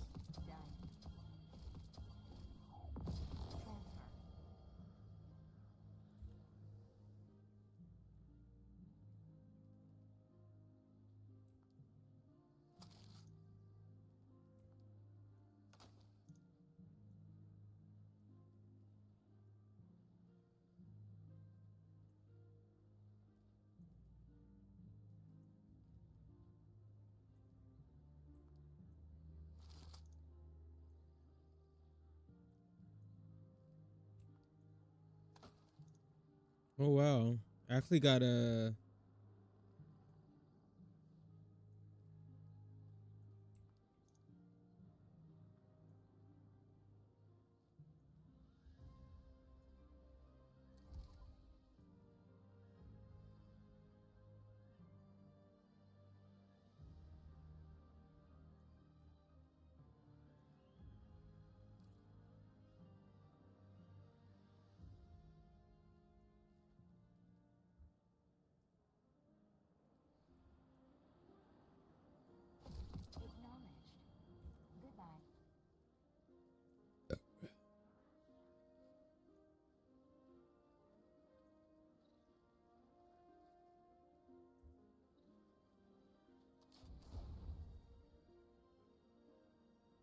Please, Guardian. It's busy.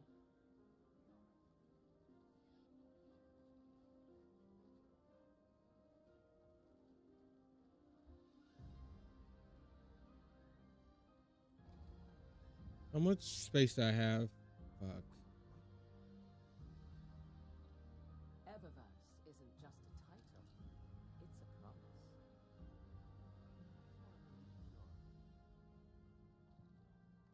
Ready and waiting.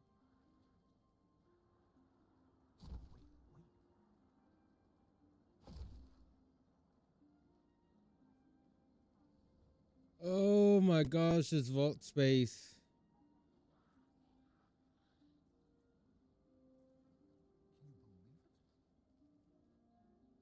Ready to check.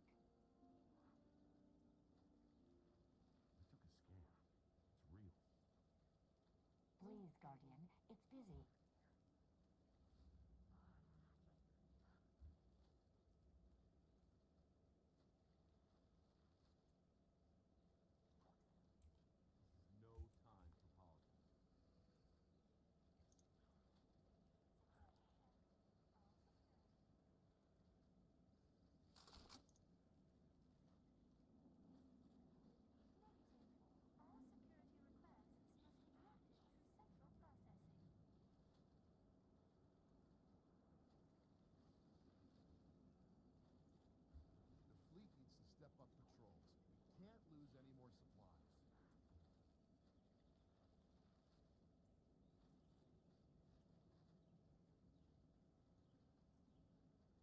Ready to check.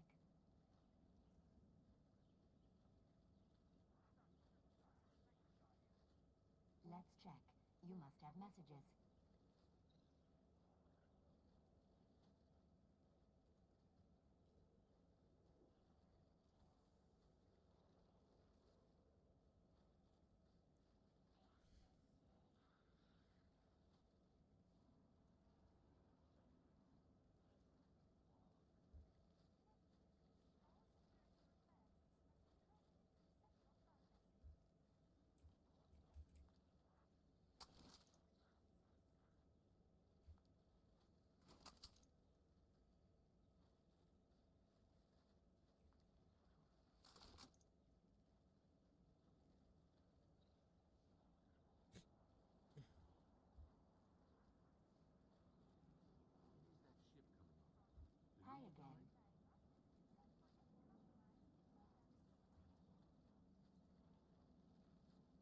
Let's check.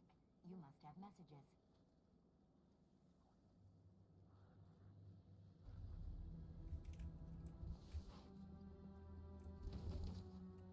All right.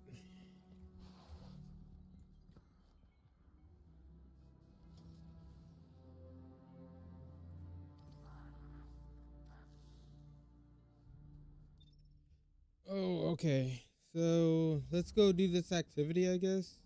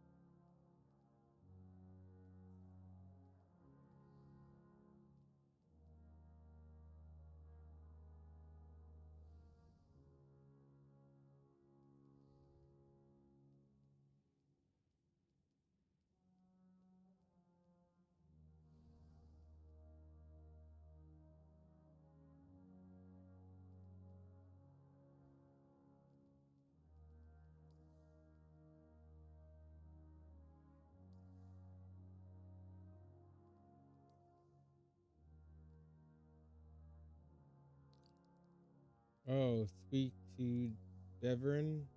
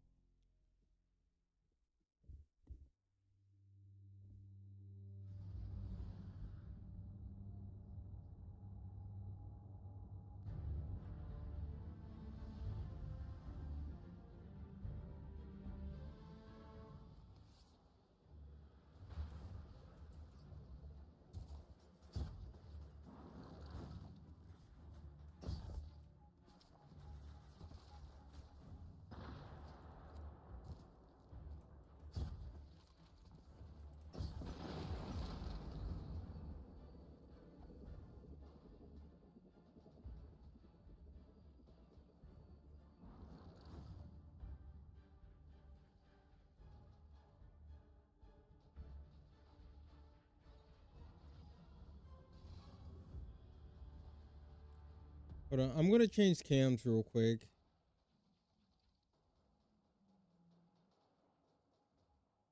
Not that.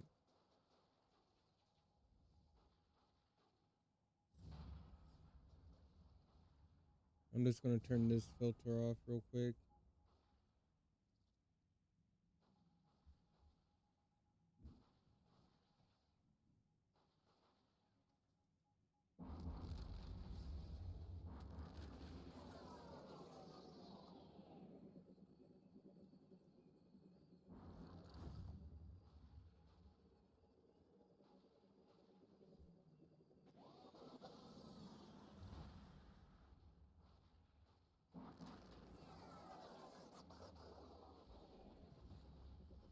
Hold on real quick. I want to see something.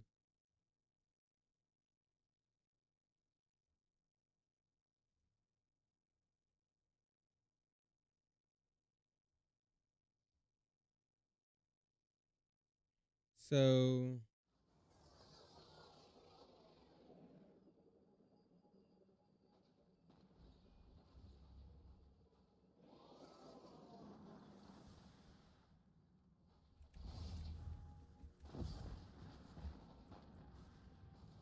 I can't wait till I can build another PC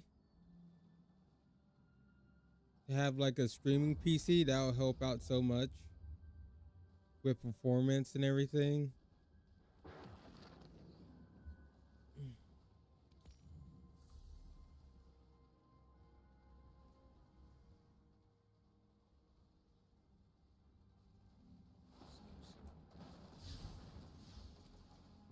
Ready if you are.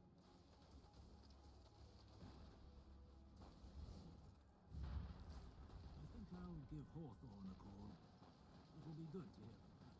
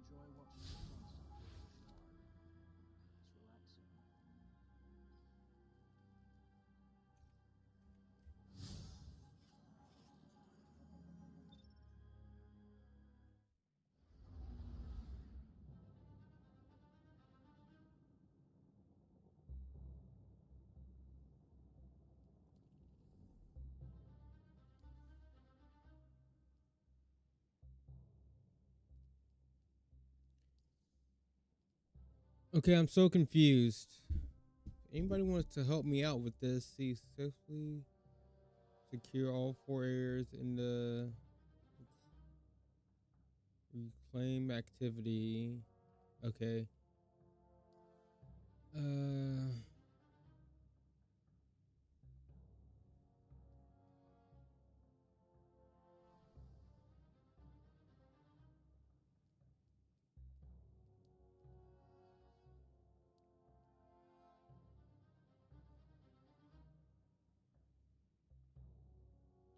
Oh, these. Okay, so what? I just click on.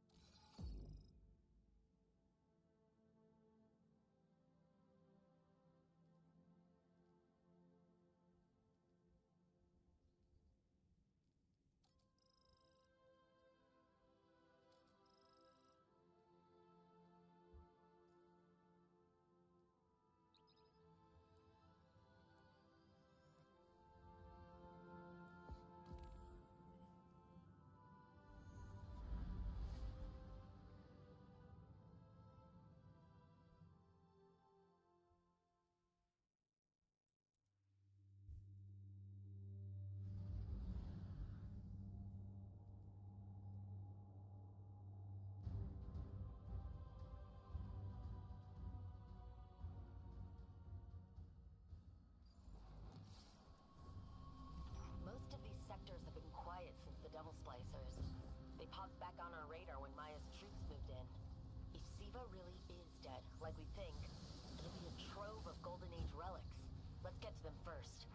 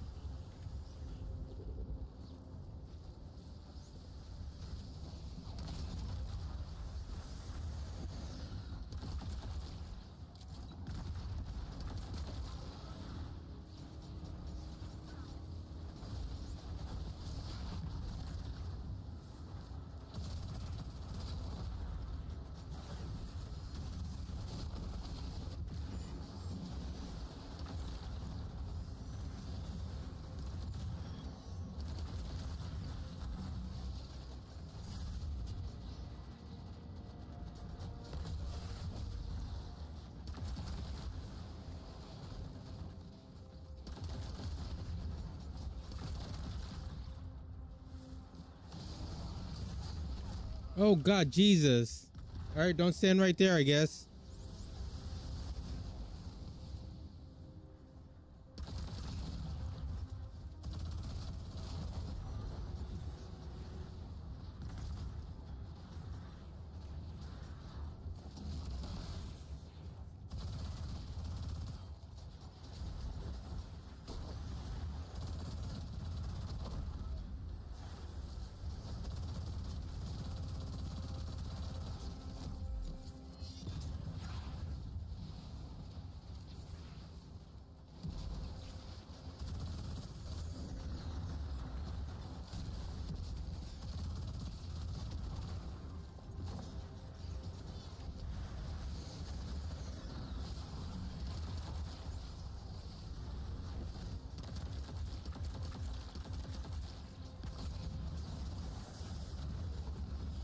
I can't see a darn thing.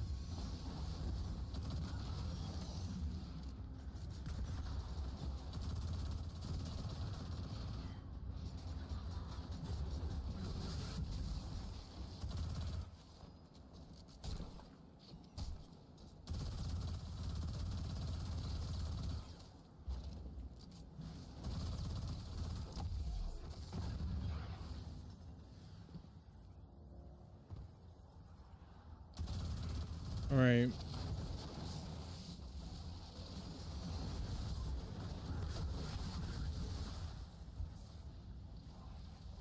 Oh, I'm out of ammo.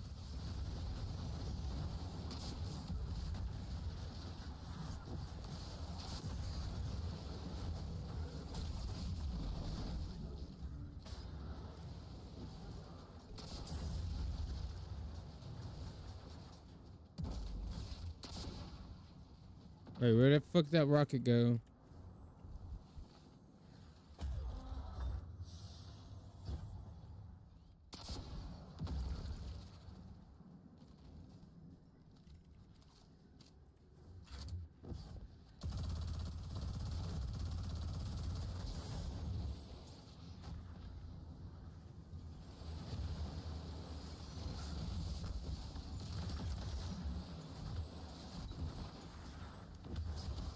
Oh my God.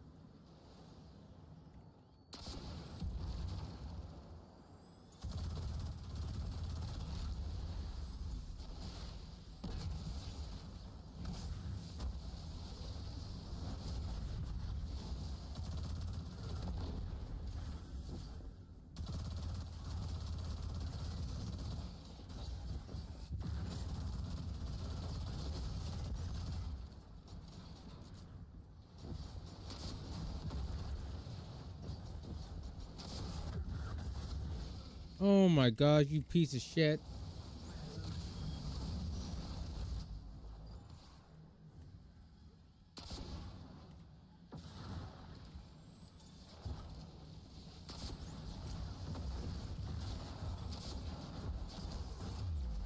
All right. All right, whatever.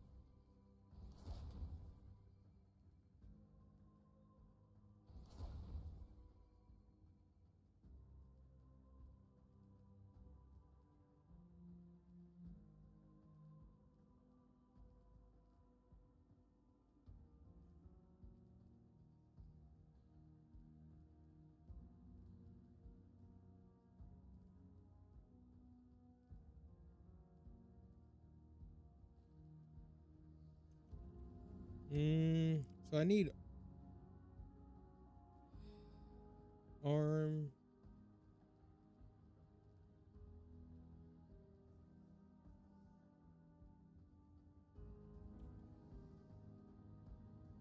I'm just gonna have to change this piece.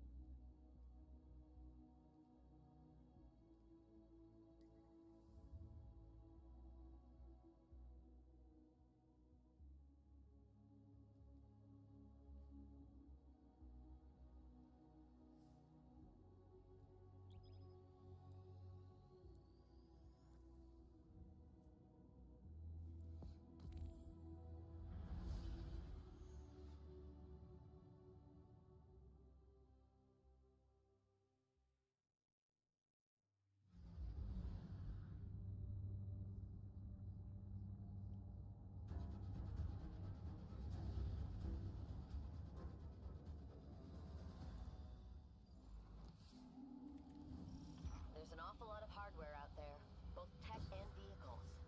I do love rolling in a tank. Nearest thing a mortal can do to experiencing the power of a light bearer.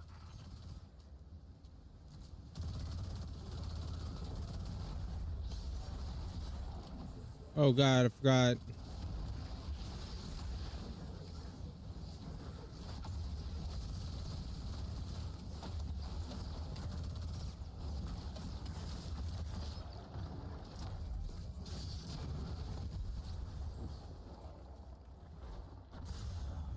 Oh, you piece of crap.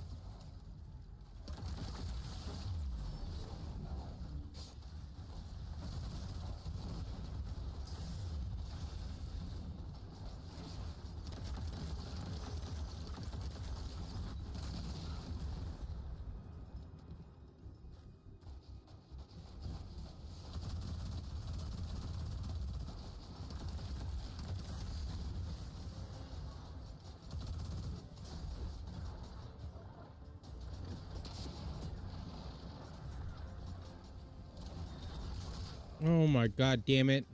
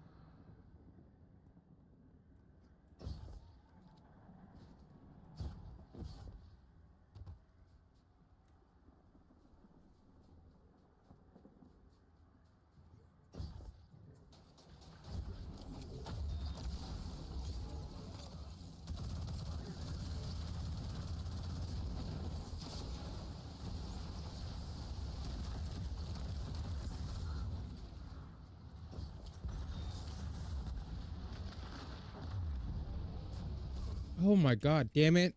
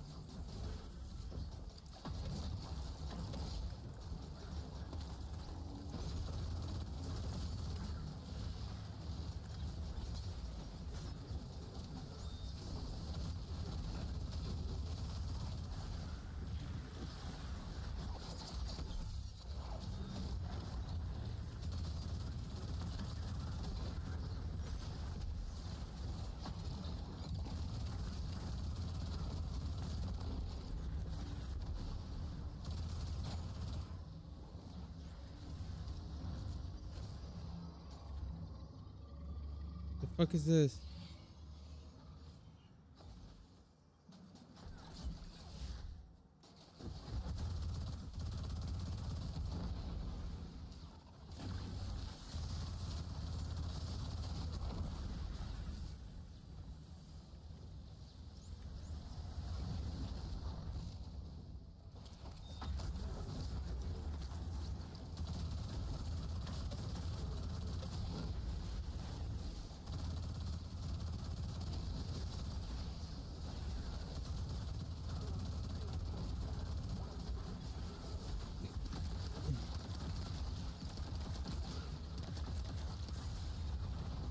Oh, I'm dead. Fuck.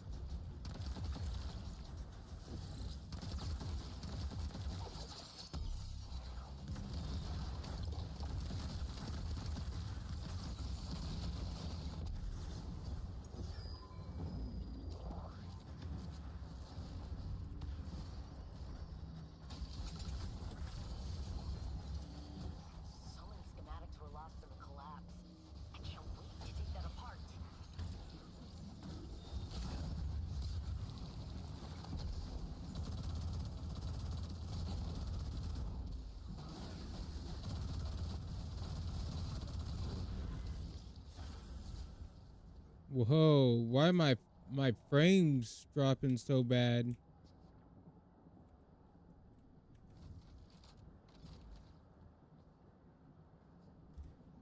Why are my frames so bad?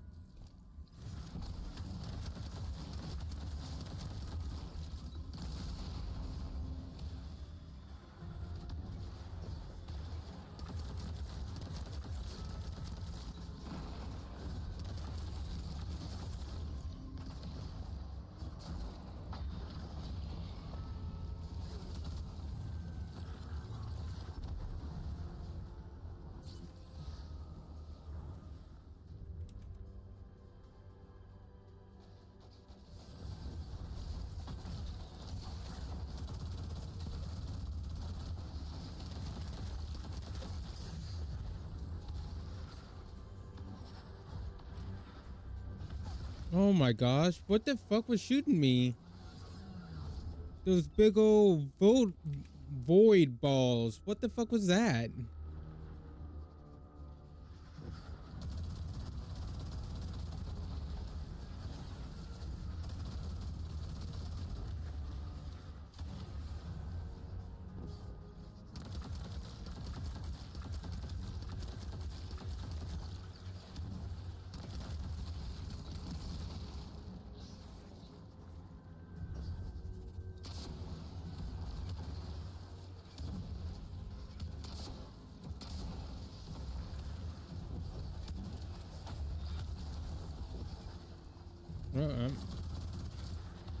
That's out of ammo.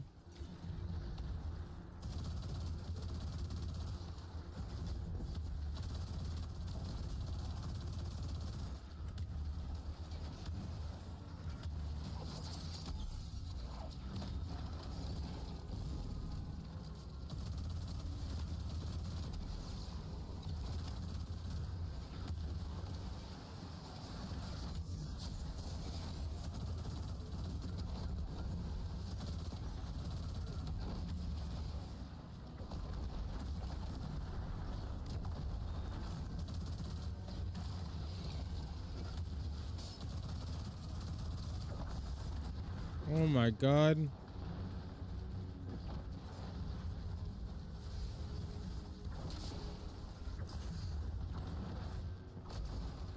Fucking goddamn ships, man.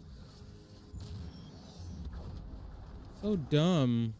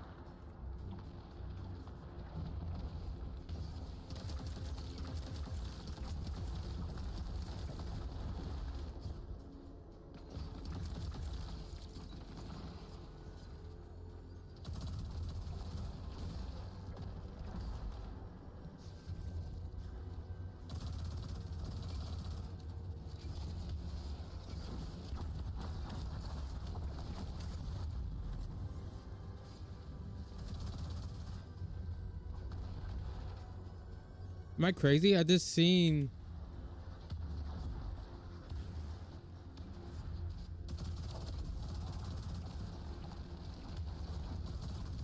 I thought I seen a heavy ammo box. Oh, fuck me. Oh my god, damn it.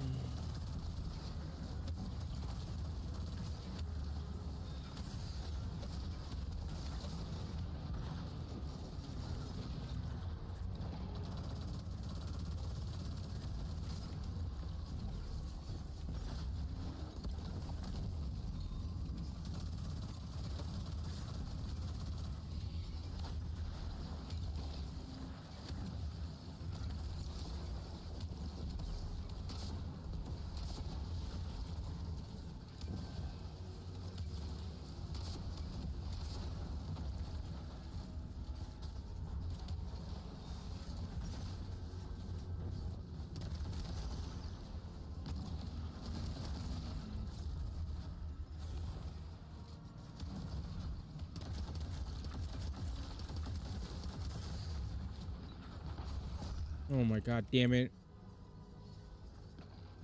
Oh, this is pain.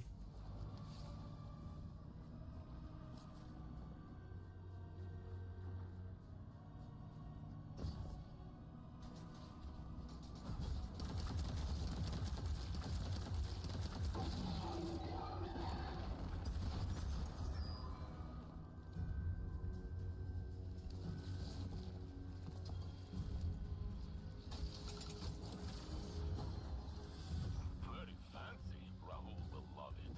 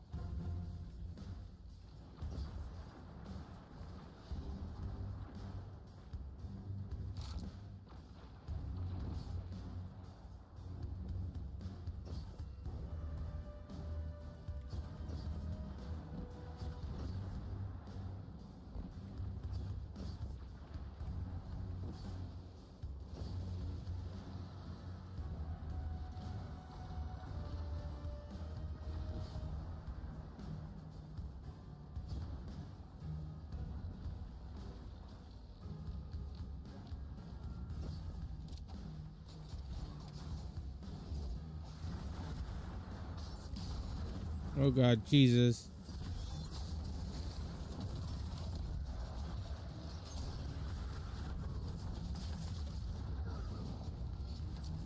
Oh, I'm out of ammo.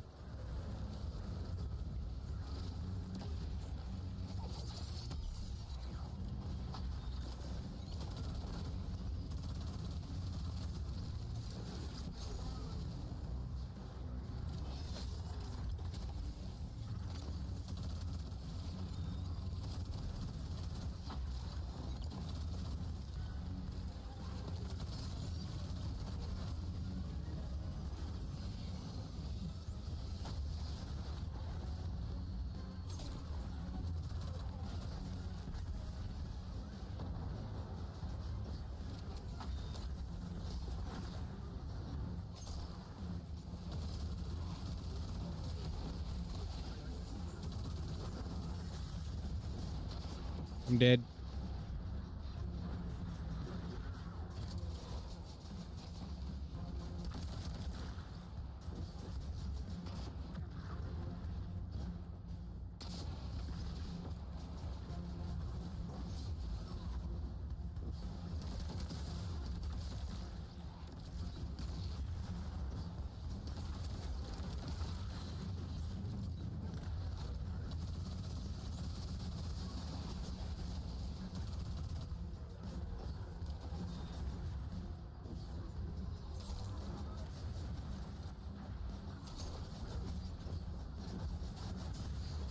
God damn it.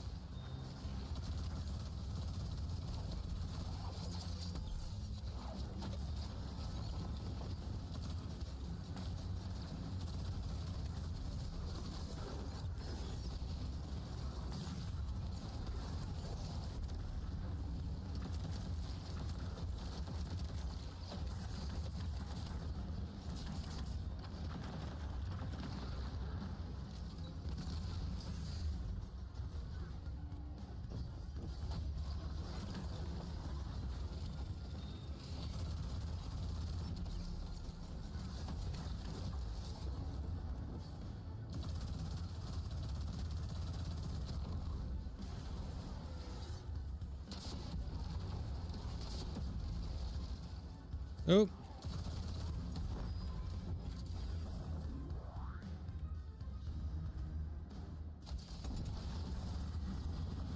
have other sectors to clear. Engineers at foundries will go Increase.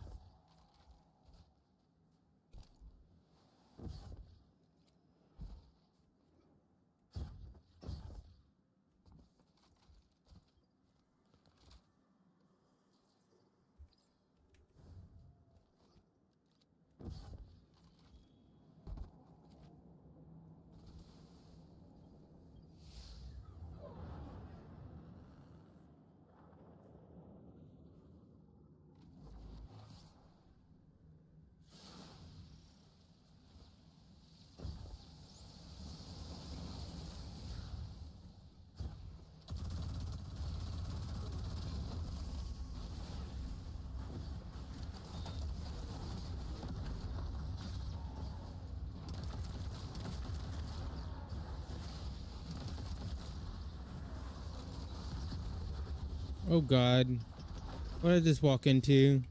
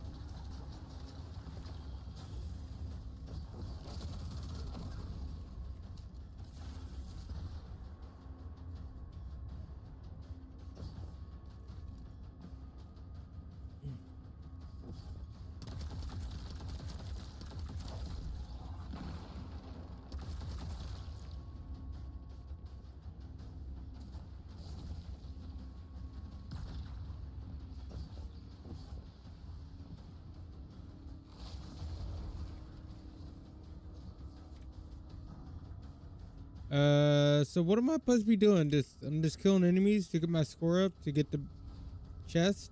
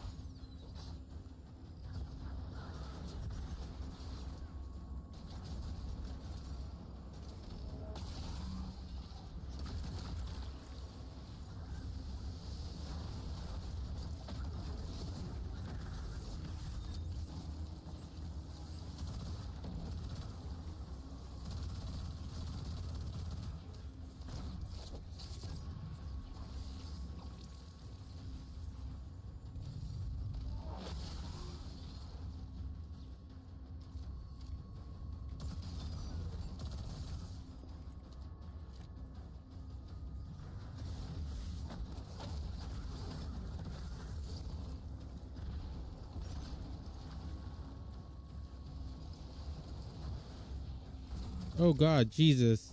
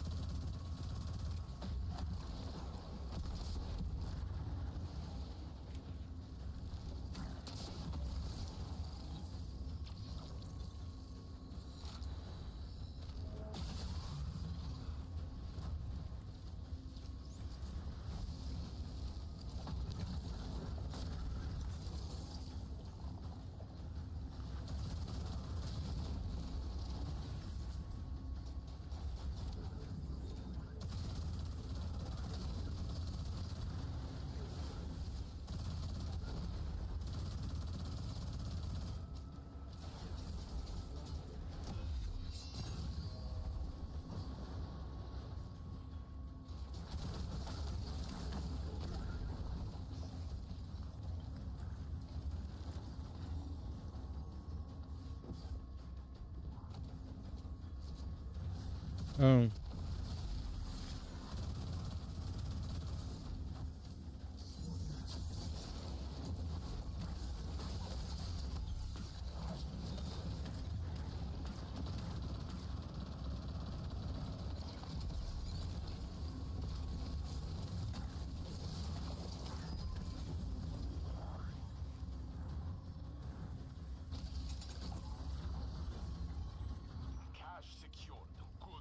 Okay, so what did I miss on this one out here?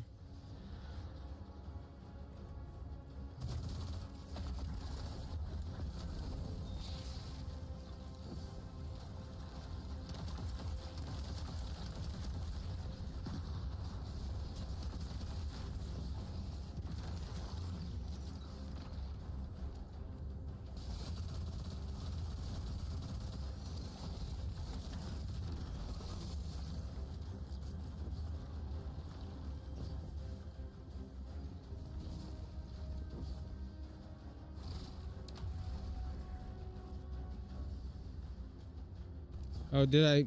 Okay.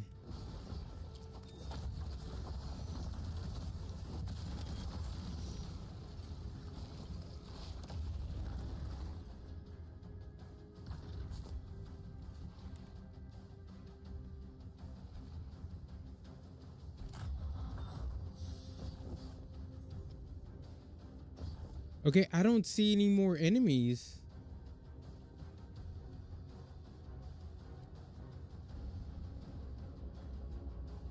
Am I crazy? Maybe in here? No, it's nothing in here.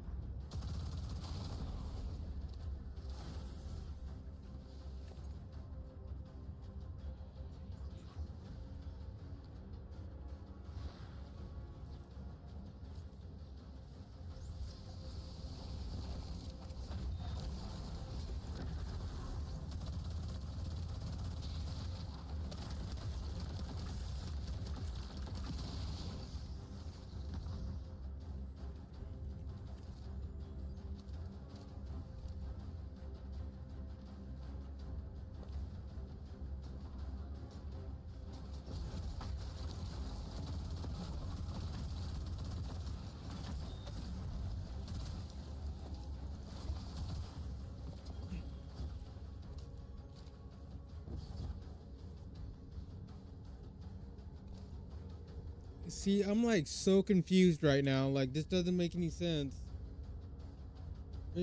Am I just supposed to just keep going back and forth to kill enemies? Is the game messed up right now? I have no fucking clue what's going on. This is...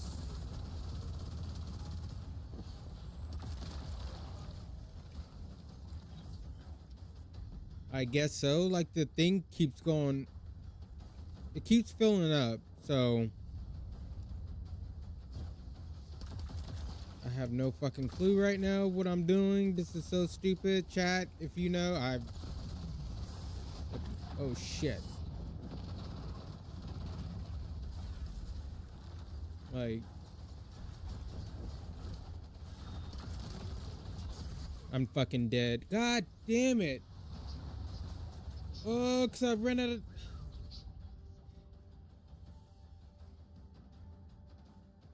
That just, like, really just pissed me off.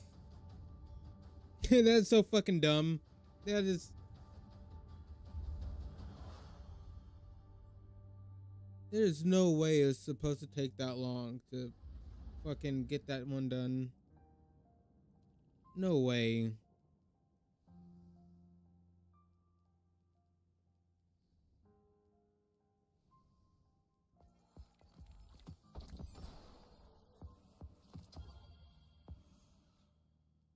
That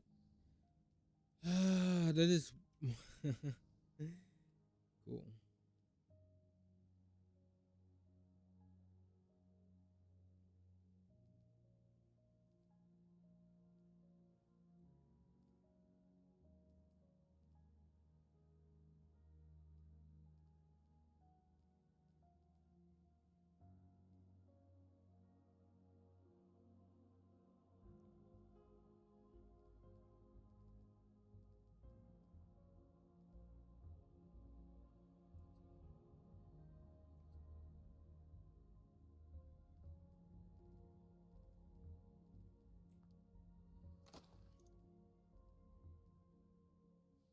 I'm just gonna upgrade this anyways. Actually, the gear I have on now is pretty good.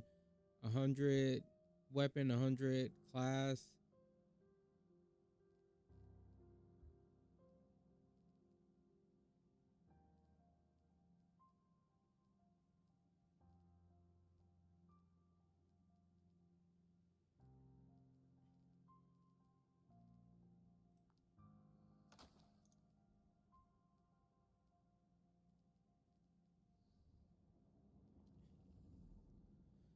So quest.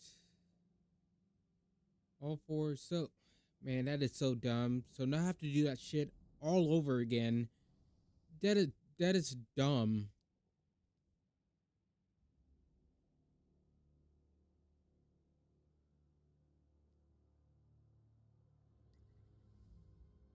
Hold on. I need to look at my gear.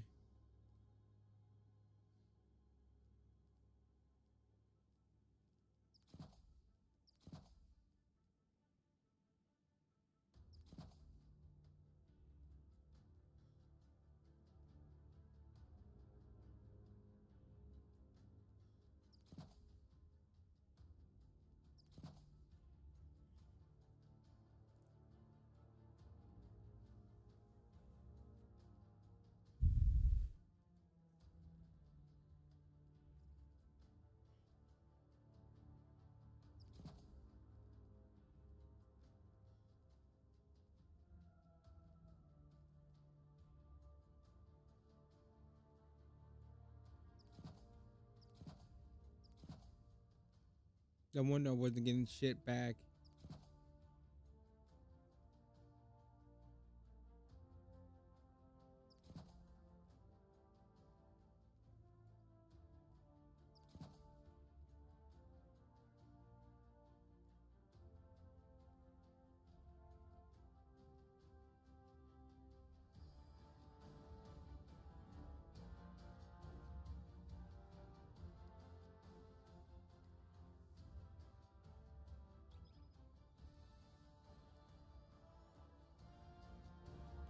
I'm just trying to get this done for this fucking quest. That's all I'm trying to do.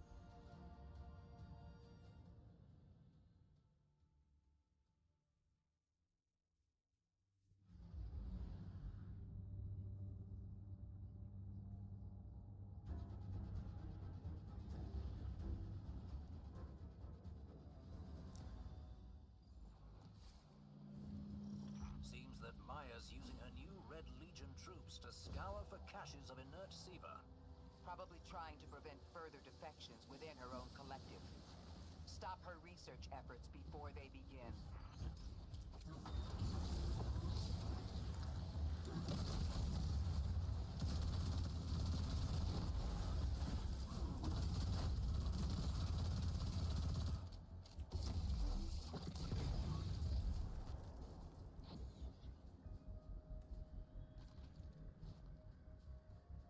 All right, so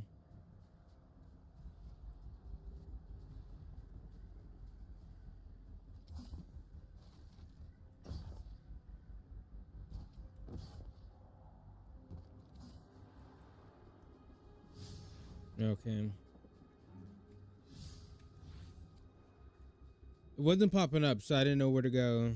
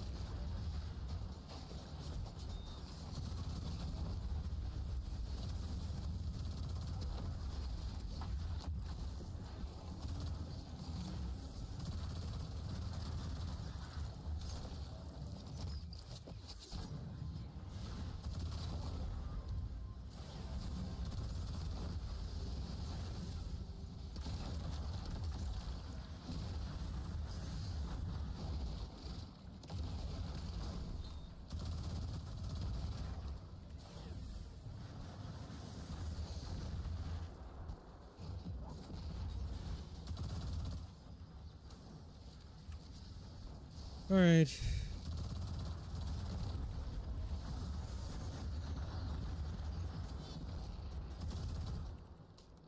So what? Do I just have to keep damaging him with the fucking balls? Oh, no, no, no. Okay. Wrong button.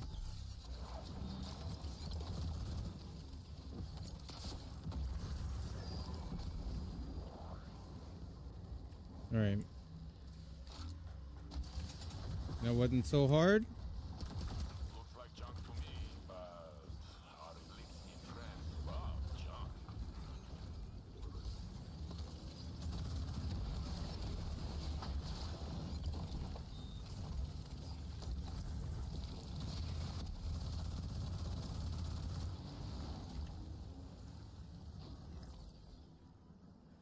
So over here. Okay. I mean, we pretty much got the damage and survivability. It's just fucking. Oh fuck! I say that and I'm about to fucking die.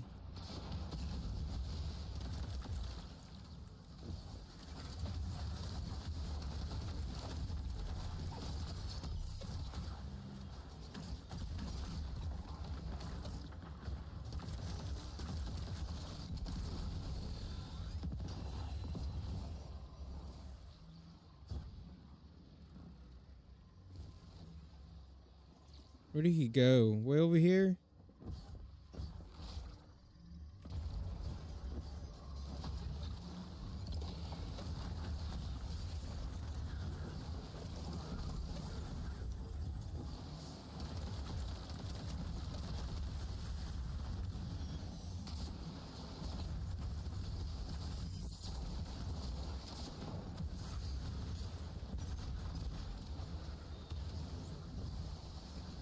I don't know why I did that. I got...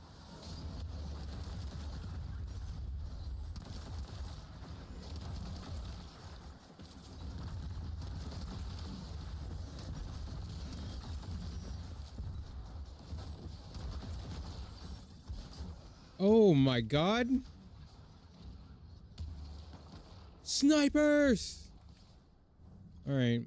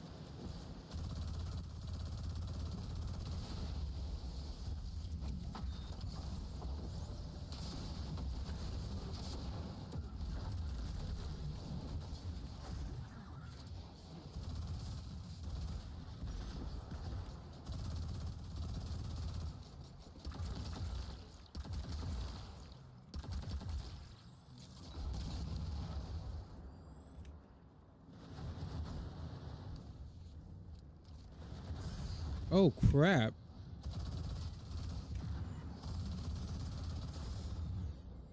I'm dead.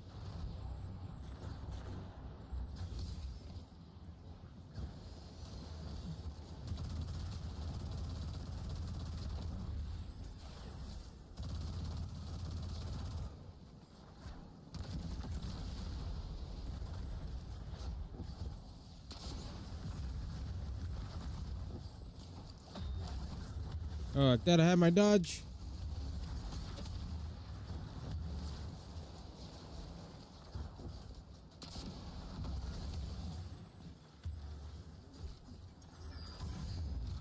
Hey, hey, hey, hey, hey, hey, you fucking jackasses.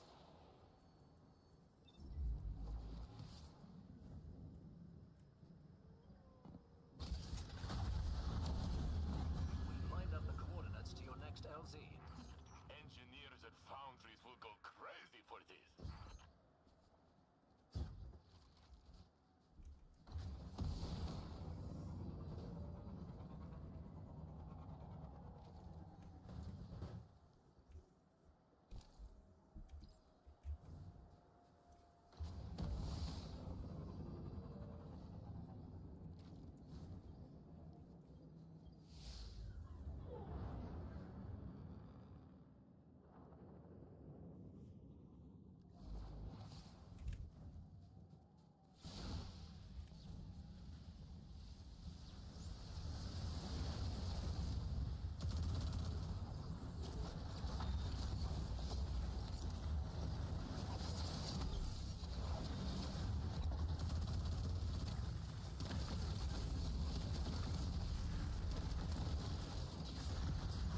I'm dead.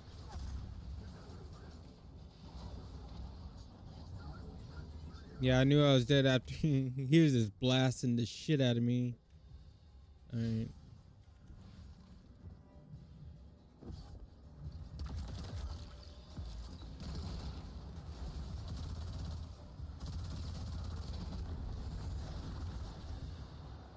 Where's that big guy at?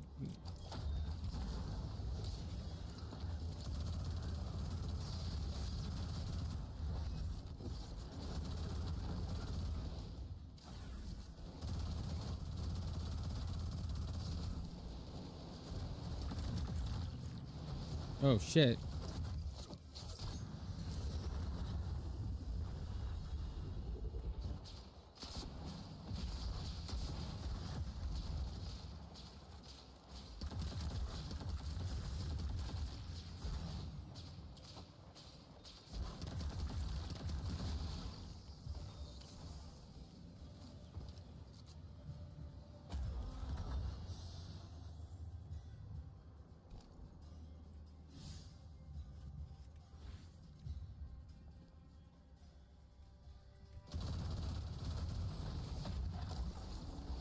Oh god.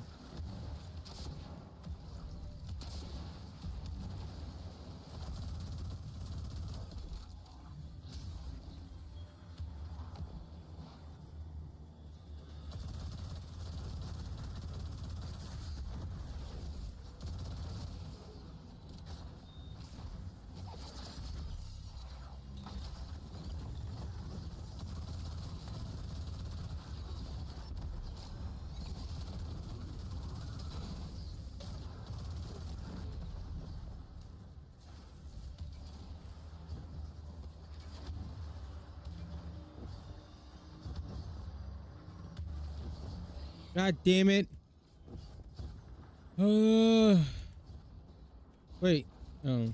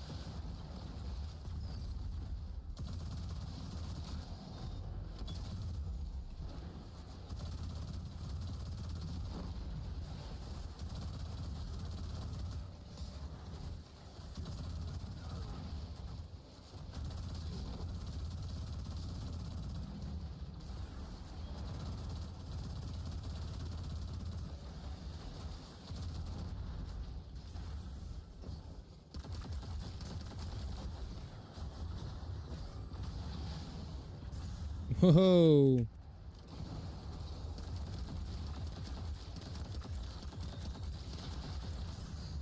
Oh my god. Where'd you come from, bro?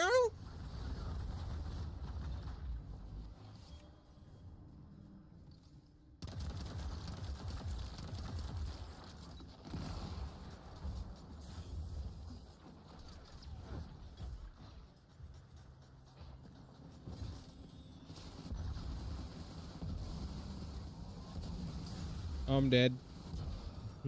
That thing sucks.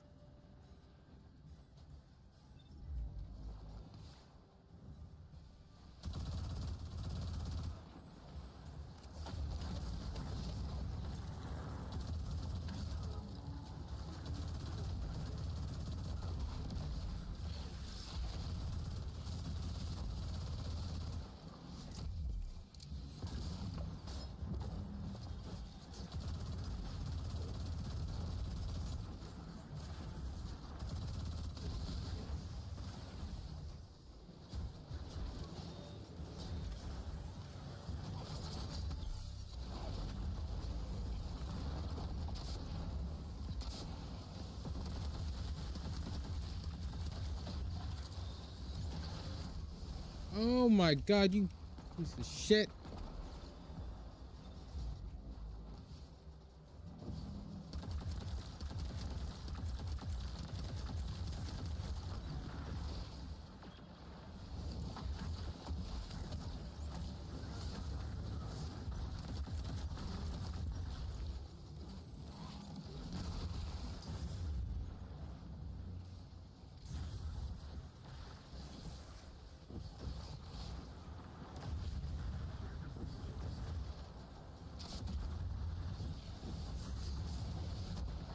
I'm dead again. Fuck me, man.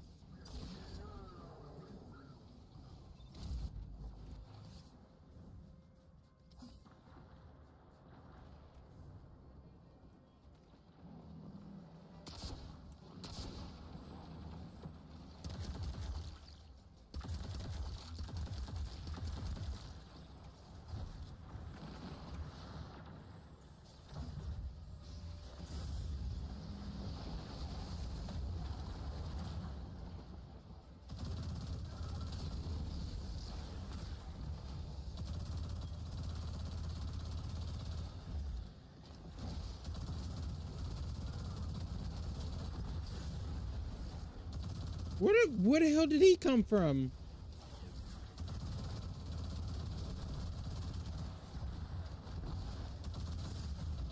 Oh, I'm dead. Oh my god. Fucking shooting rockets around the fucking thing, man. So dumb.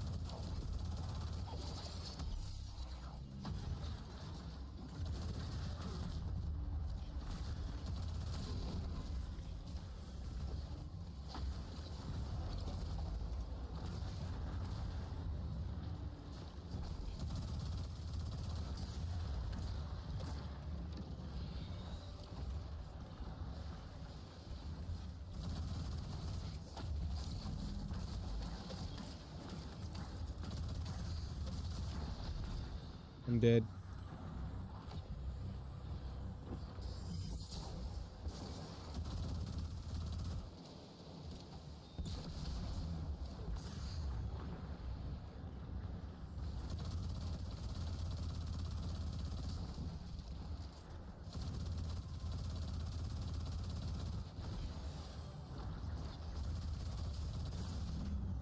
Fuck you, man. Fuck, this shit is stupid.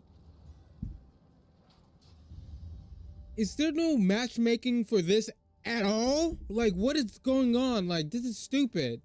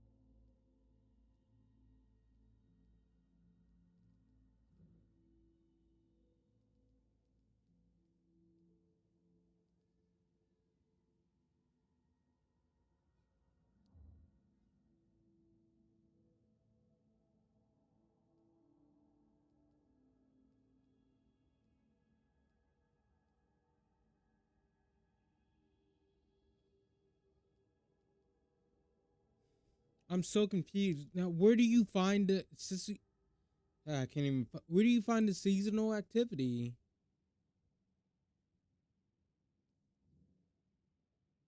Like, I'm so confused. This is.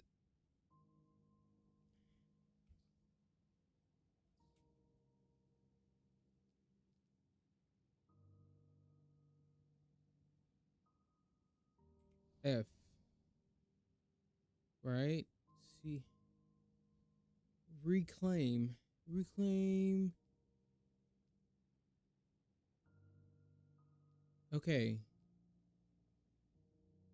Wait, hold on. This ball watch. Reclaim. Reclaim. Okay. Okay. But when I went, okay, I go to the portal, right? I went to that. Now it's that. It wasn't that just a second ago. You seen that. It was not this. No, no, no. I'm going back. I'm going.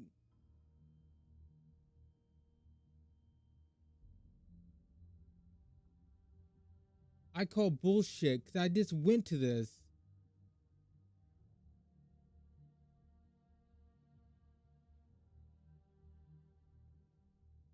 And let me do that.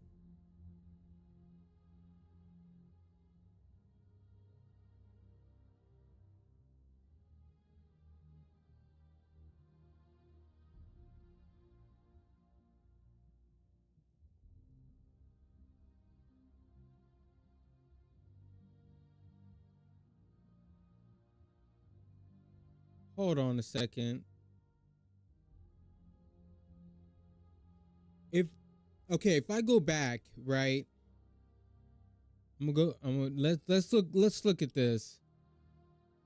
So I'm pretty sure I was on the event thing and it was not showing that.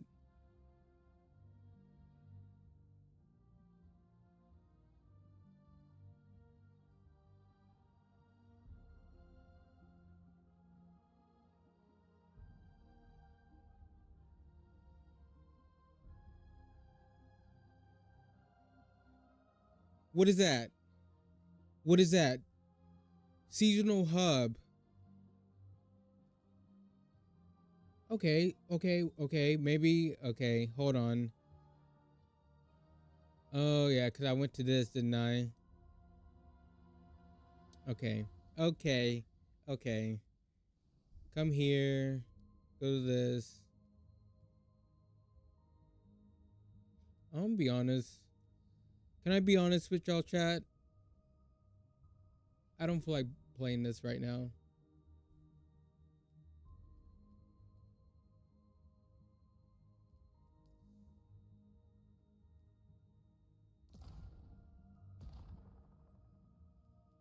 Pinnacle, okay. That's campaign, dungeons, raids, world, fire team ops, pinnacle ops, crucible ops.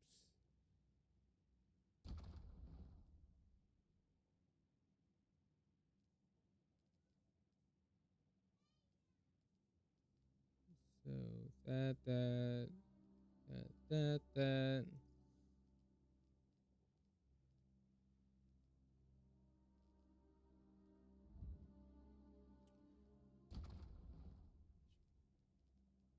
Maybe under edge of legacy, last mission. I'm trying to see like if I don't know why I went to Crucible. Fire team ops.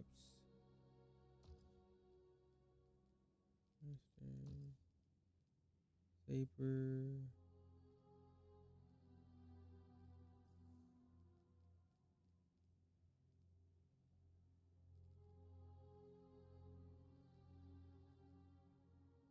So there's like, hold on, there's more before I say something.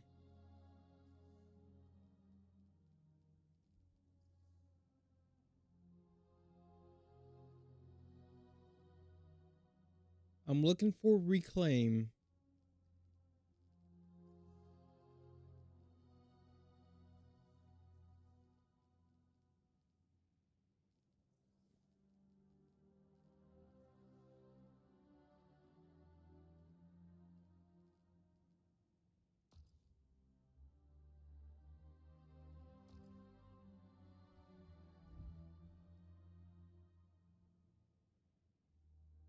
I don't know. It wouldn't be under dungeons. It wouldn't be under raids.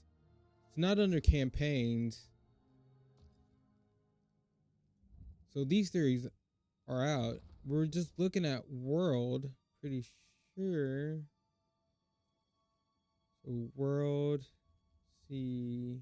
Conquest. Often exact mission. Free roam. No. Hunt, social, tower.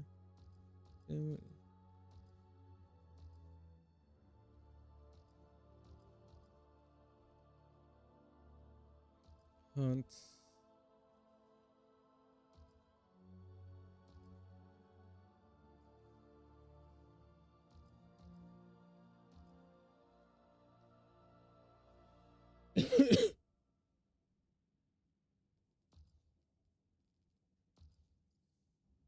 I don't.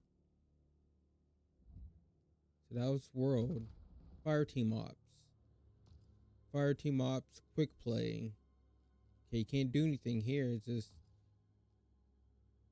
Breaker, Fallen Saber, Midtown, Balls Watch.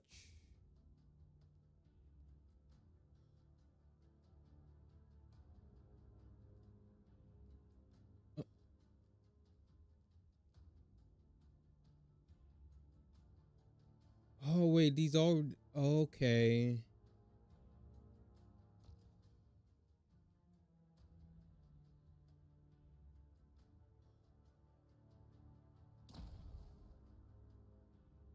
Ultimate tier.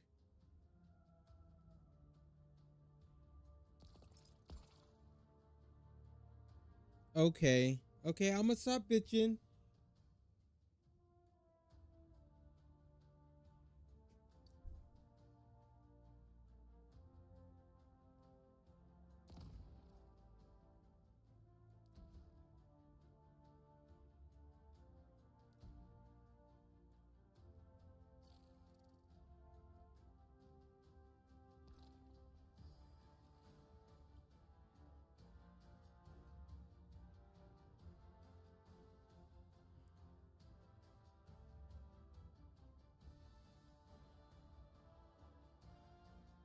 Only Titans, only.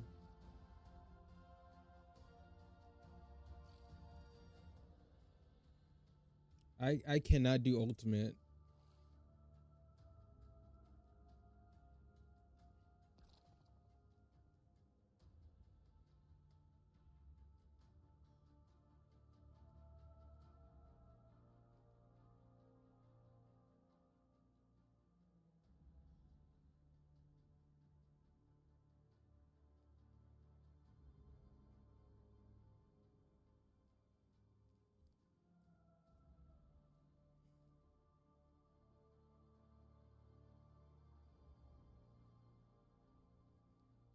I'm wondering if we should just make our own fire team.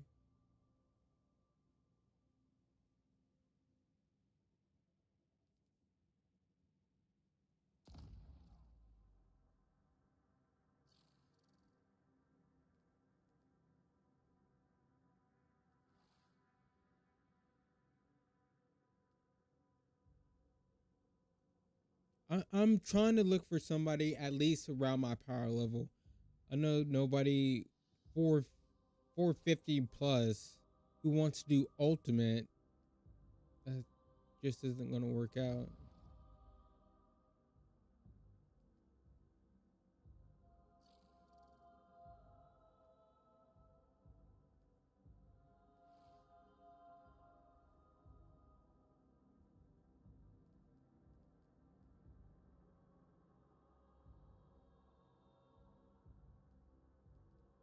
And I really don't feel like getting like one-shotted.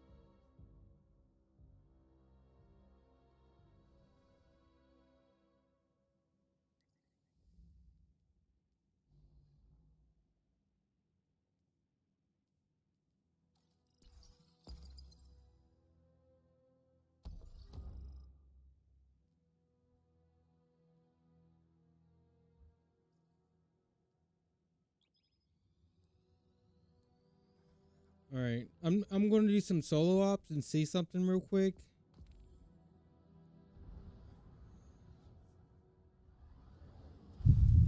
Cause I need a high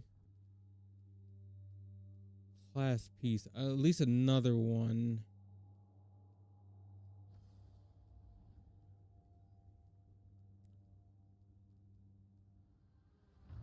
That's 12, 5.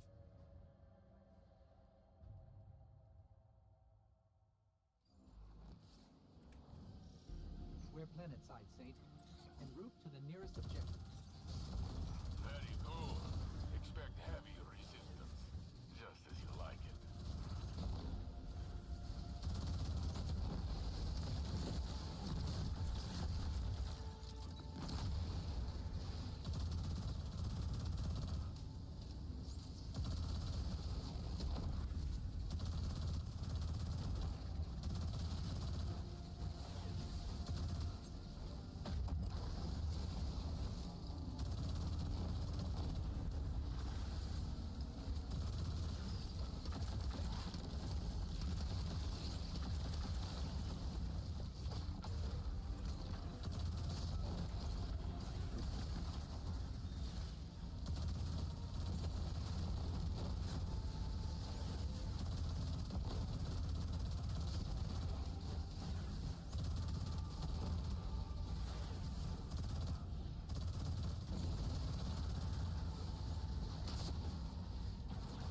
I just miss him.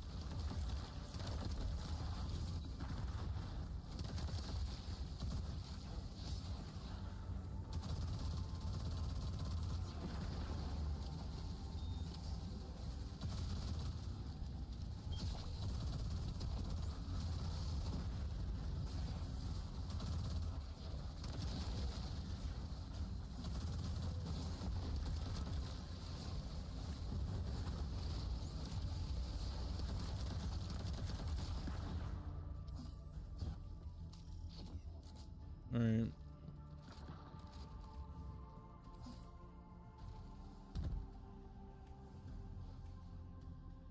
Don't want it to take off my head.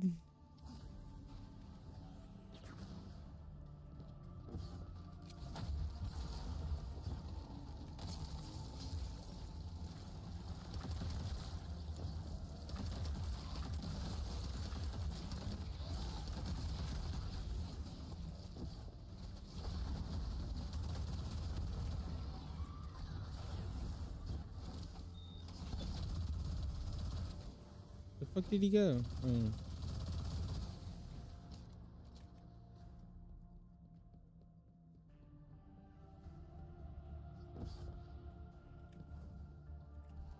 Thank you. I need the gear to be like in the double digits, like 412, 410.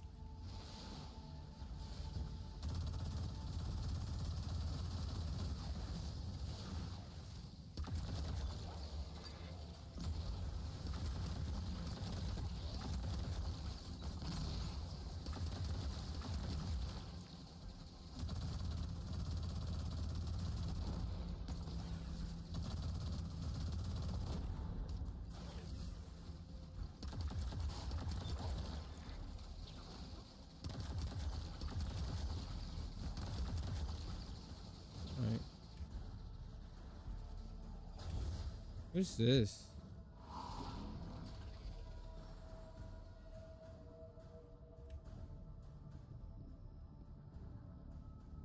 Oh, it took me back up top. Okay. I had no clue what that did. I figured it was going to teleport me somewhere, but I didn't know back up here.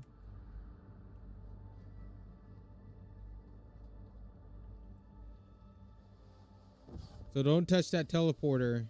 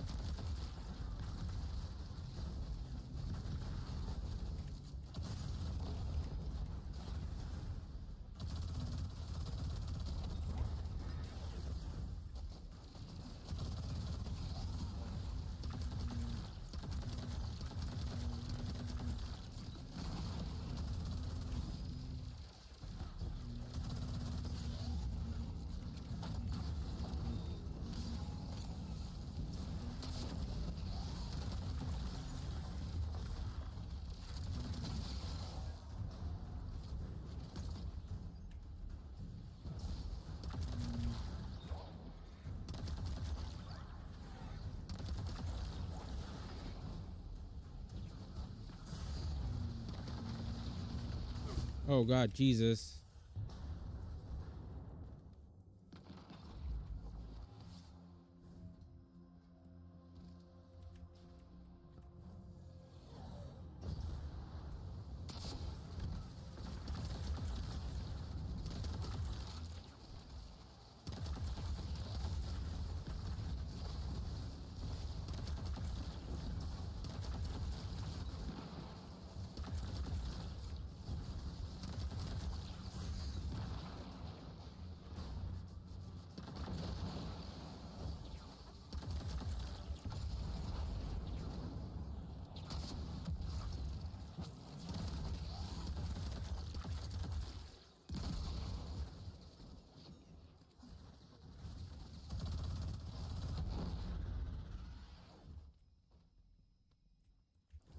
Oh. All right. Yo, back up.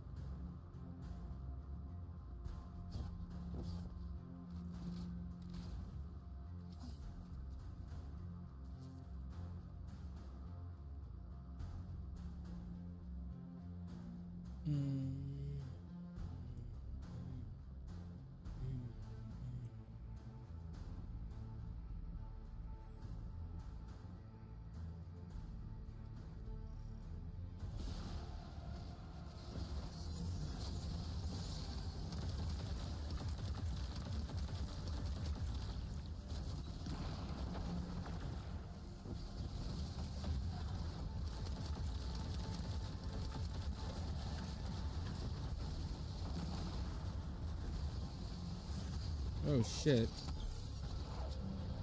I'm dead. Yeah. I should have had my SMG out, but mistakes were made.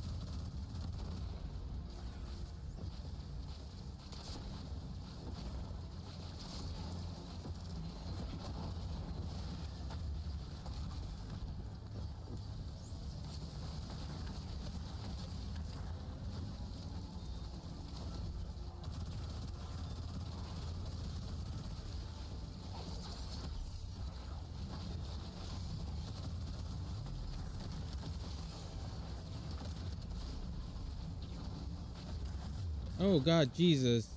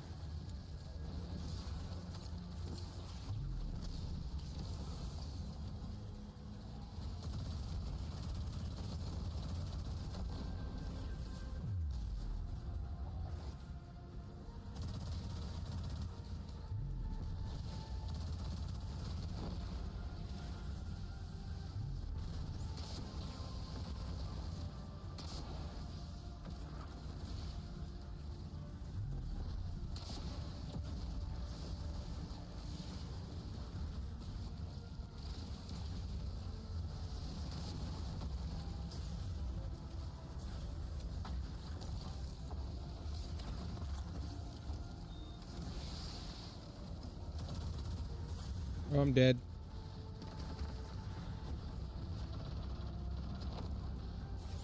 Oh.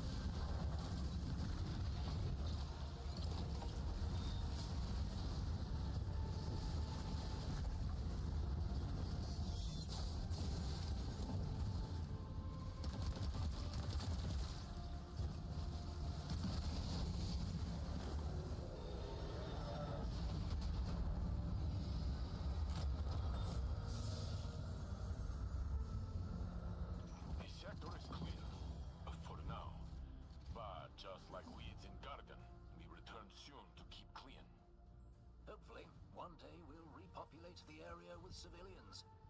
Planting seeds for a future garden, so to speak. That's such a nice idea. You guys are cute. Not what I needed. I mean, that's what I needed. Okay.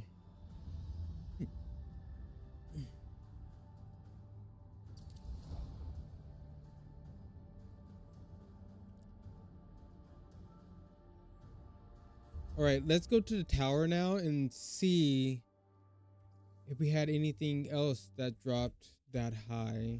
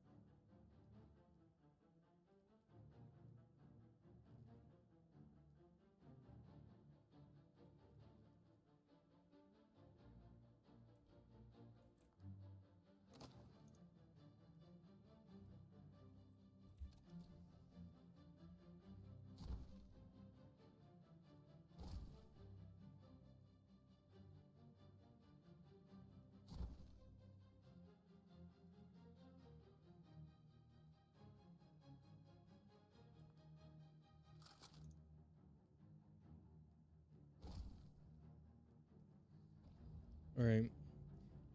We're going to go check the tower, see what's going on.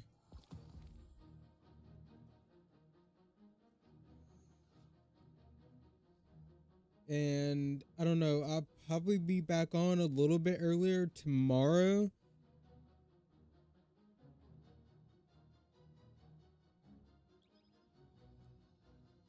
I have to get my power level up.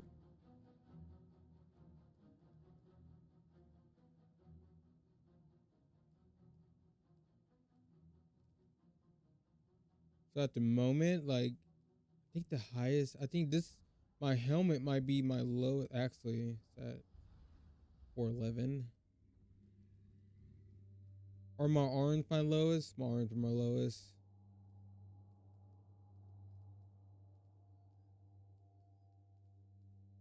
And I need another one for my kinetic slot. No, I have a 10 right here. So I think arms and my kinetic weapon.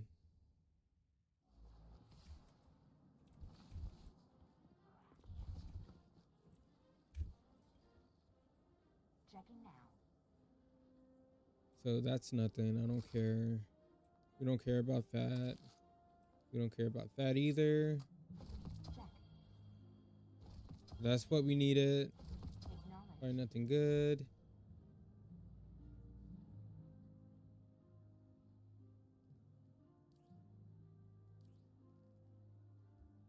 I could take that, boost another weapon. Okay. Good luck. Good luck. Good luck. Anything for you?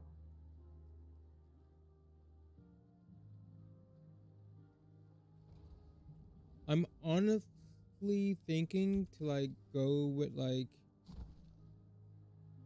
one of the rocket sidearms. I think I can manage. I'm thinking, do I have it in my vault? The solar one.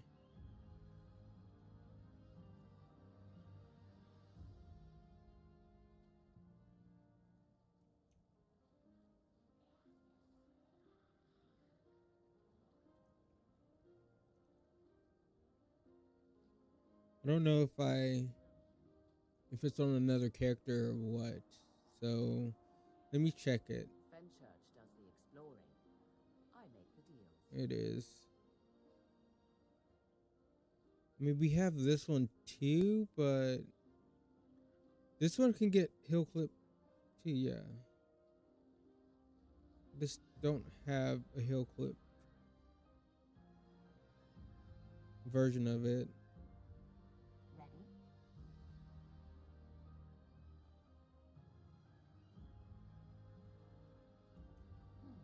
Anything for you?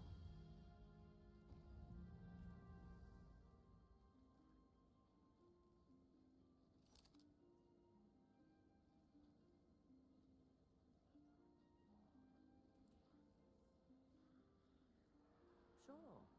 Rhythmic physical expressions won't win a fight, but they feel good. And feeling good is better than not. We have this. Searching.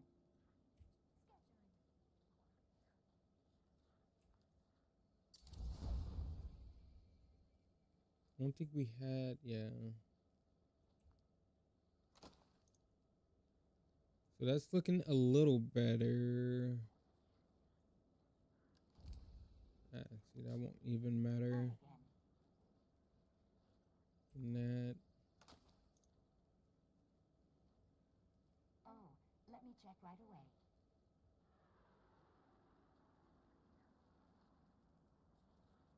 All right, now we're getting into the double digits. I'm going to call it there for tonight.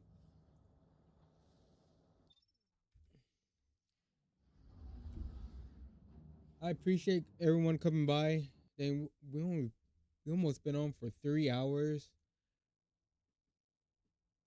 I really do appreciate everyone coming by. You all are amazing.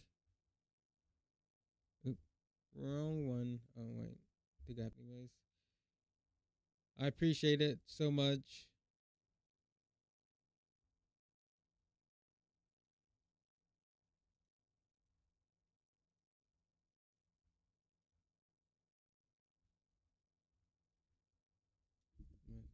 Do that.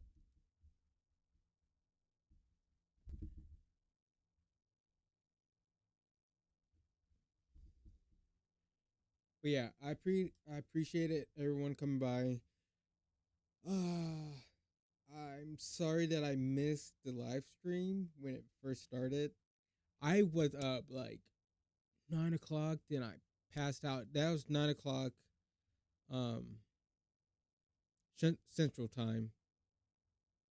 But I fell asleep and I woke up, it was 12 and it was like done already. I was like, damn it, missed it. But yeah, I'm going to try to be on earlier. I'm trying to get a video out. And I really want to talk about Renegade. I actually really like it. I know a lot of people aren't going to like it, but like I said, I'm a big Star Wars fan, so it looks amazing to me. It's more than I thought it was going to be, honestly. And we actually get an axe for exotic weapon. That's amazing. That's amazing. I was surprised about a lot of stuff. My main issue is still vault space. They didn't really talk about vault space, but it was on the little thing graphics they were showing. So we are going to get something done with vault space. I just wonder if it's going to be enough at the end of the day. You see my vault, like, I don't know, man. It's just, I don't know. I don't know. Like, they can keep reissuing weapons and bring them back, but that's not going to solve anything. So we're going to delete the old one just to replace it with a new one. What? It's like, okay, that's not helping anything. I think maybe like no, because I don't know. I was going to say maybe like a stacking system. Like if you have more than one weapon or piece of armor, it stacks. I don't know. But I hope everyone has a good night. Take it easy. I'm out. Please, while I'm gone, don't do anything crazy. All right?